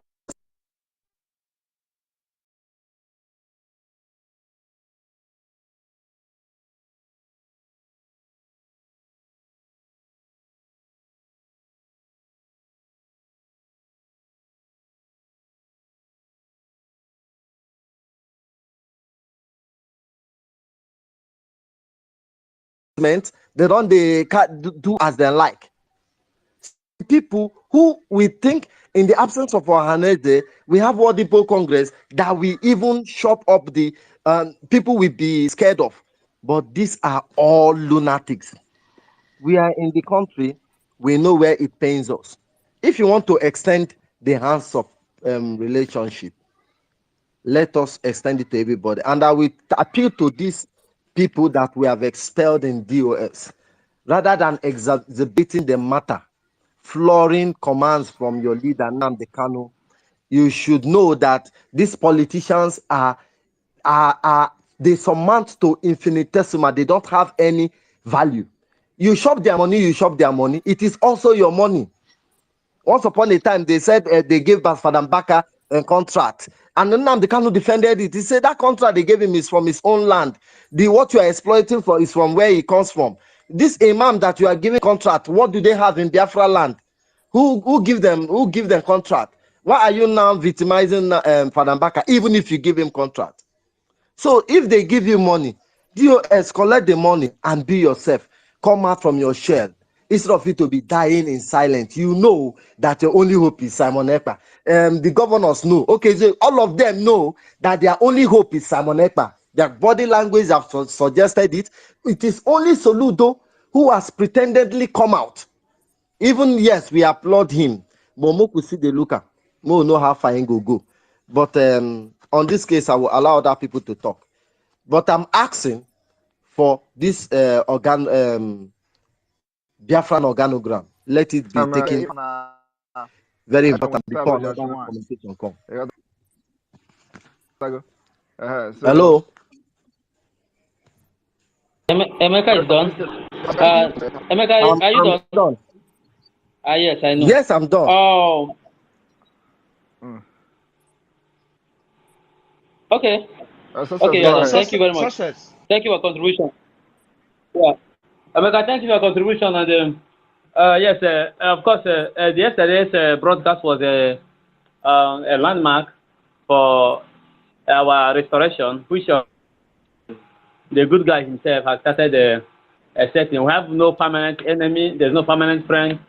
All we have is permanent interest, and that interest is Biafran restoration.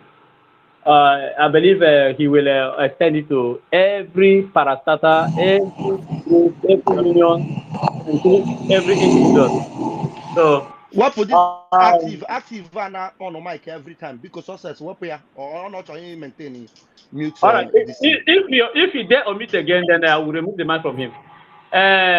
Miles this stand, please omit yourself. Miles this stand, omit yourself, and be brief, please. Yeah. Here for a long time. Why are you guys keeping me? Please just give someone else the mic. I'll be back. I'm just listening. I can't talk long now. Thank you. Thank you very much. Thank you. Just mute. Create a room for other people who are okay. Douglas, please go ahead. Douglas, are you there? Yes, I'm here. Okay, go ahead. I'm here, success. So I thank you. I greet you. I greet everyone. Raphael, the good guy, Meje Buago. So I'm so happy now. Everybody now they have come to understand that Nigeria doesn't belong to. Nigeria belongs to the Igbos. Nigeria belongs to the Fulani. I was not Fulani carry fits. Obedient to Fulani, obedient movement. Now all of them are bleeding. They're crying. The Bini boys, the Bini people who are supporting obedient movement now, all of them are lamenting. Anybody who are expecting Picho come and condemn the election reform, election electoral from the Fulani man, is that person is a coward. Because Obi is afraid. Obi cannot come out bold enough to condemn the election. Because he was sent by the British government to disarm the Biafra dictators. Go to what is the Twitter space. Go there, see what he's tweeting. But Obi never made any comments. And people say, no, let's go and protest. Go and protest for what? Protest for one Nigeria or protest for Igbo presidency? What do you want to protest for? You protest in 2020, Fulani kill you, and you want to go and protest again. They tell you come and join us, what we're doing. He said, no. We need one Nigeria, we need one nation. So we'll keep it up, success everyone.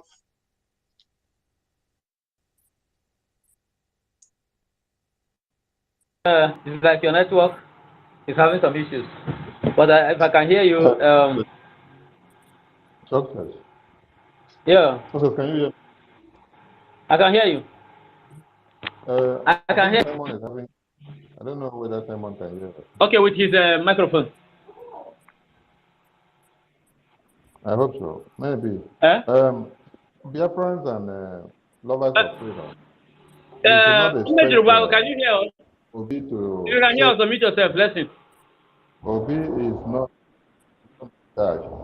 The person in charge is Dati. Just like Shetima is the one in charge. What you see Dati doing is doing what he's supposed to do when they finally supposedly get it.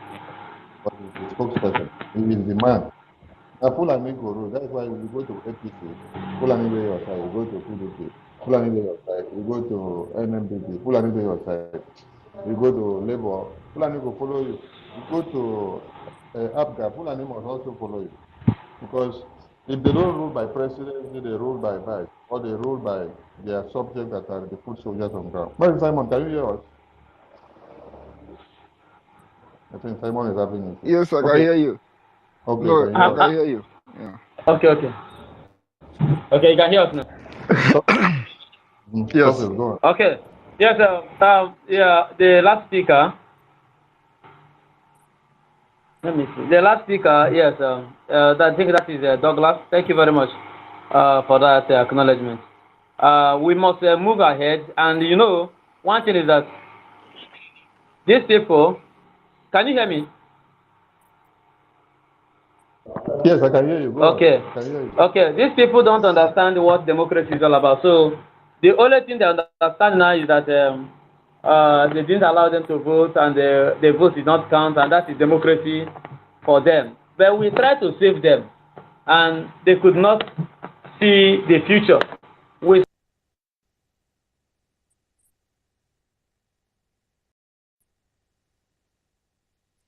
Success don't hang. Success is hanging. Okay, let's give the mic to Akpan. Yeah. Akpan Udo, take the mic.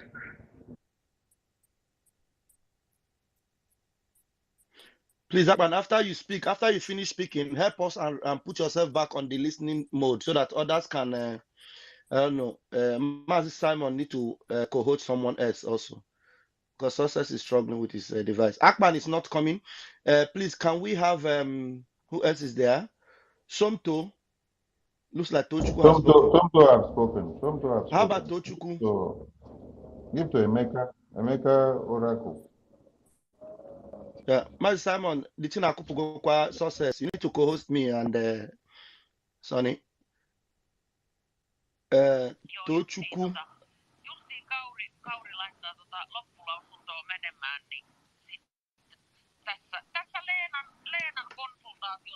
Okay.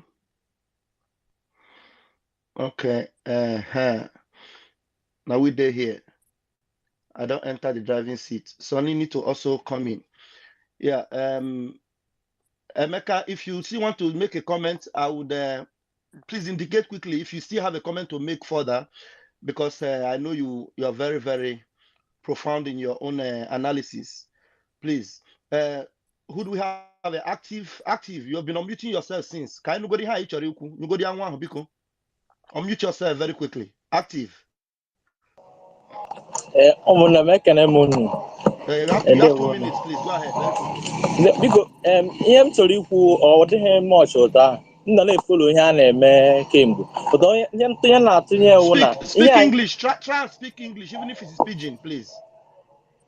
What I'm trying to say is that all these things we are saying is good, but let's try to maintain our language. Maybe if we are planning to do something, because through what we are saying here, other people are listening to us. They know our strategy. So, but if we use our language only, they will not be able to know our language. So that's why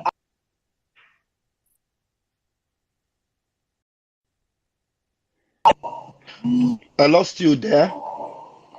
They use their language entirely, and we that cannot hear the language, we cannot understand what they are doing. But our own, we use another person's language. Now they go on their own and know what we are planning to do. So I'm suggesting, if it is possible, let's try to maintain our language in anything we are planning to do or step. Thank you.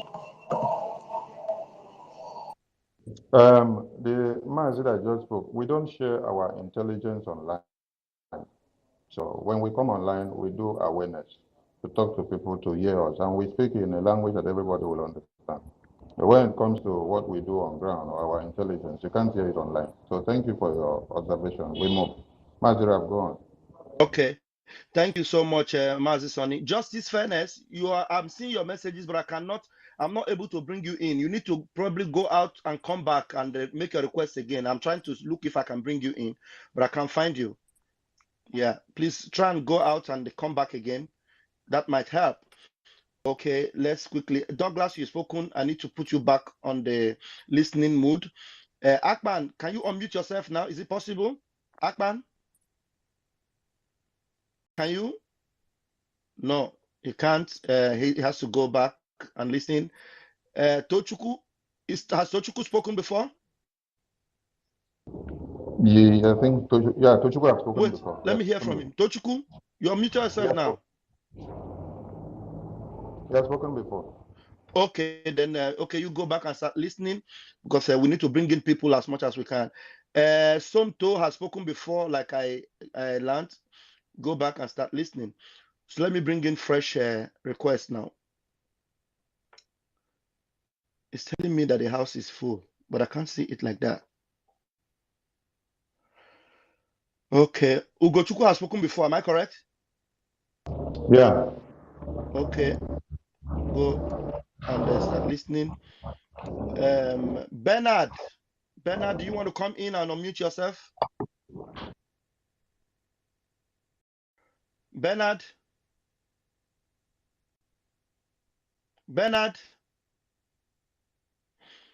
I don't know what's happening to these people. Okay, let's see who else is next. Alex, Alexo Media, can you please unmute yourself? Sonny, can you try from your end and see if you can bring in people to speak? Because I'm not able to bring them in. Okay, the good guy, please co-host me. Let me see if I can bring people in. The good guy, can you hear me? I think the good guy is having issues as well. Yeah, I'm looking for how to bring these people in, but even those I'm removing, they're still stuck there. They're not going out. That means network is hooking on your end. The good guy, can you hear me? The good guy is having issues. Let me see something. Let me change my network. Okay. Maybe this might help. Let me see. Sonny, can you hear me? Man, can you try and see if you can speak?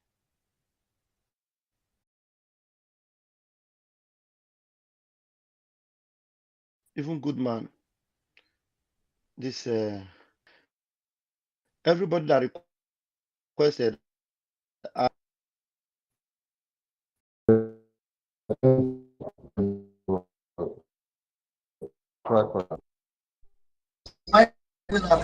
Let me see if it's a general. Am I coming out clear?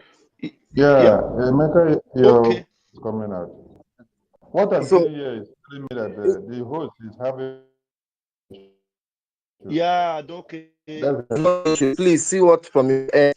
It's from the host. It's from the host. The issue is from the host end. Because the host cannot even hear us. Yeah. Because I have a lot of requests here. I can't bring them in. I can't remove those that have spoken before. It's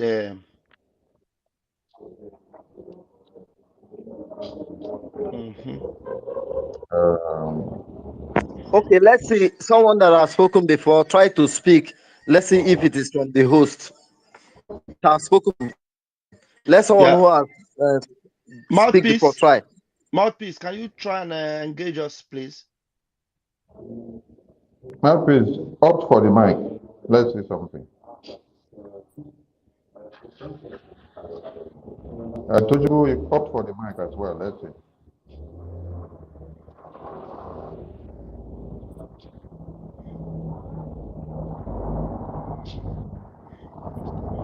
Try. The problem is from Simon's end. It's from the good guy.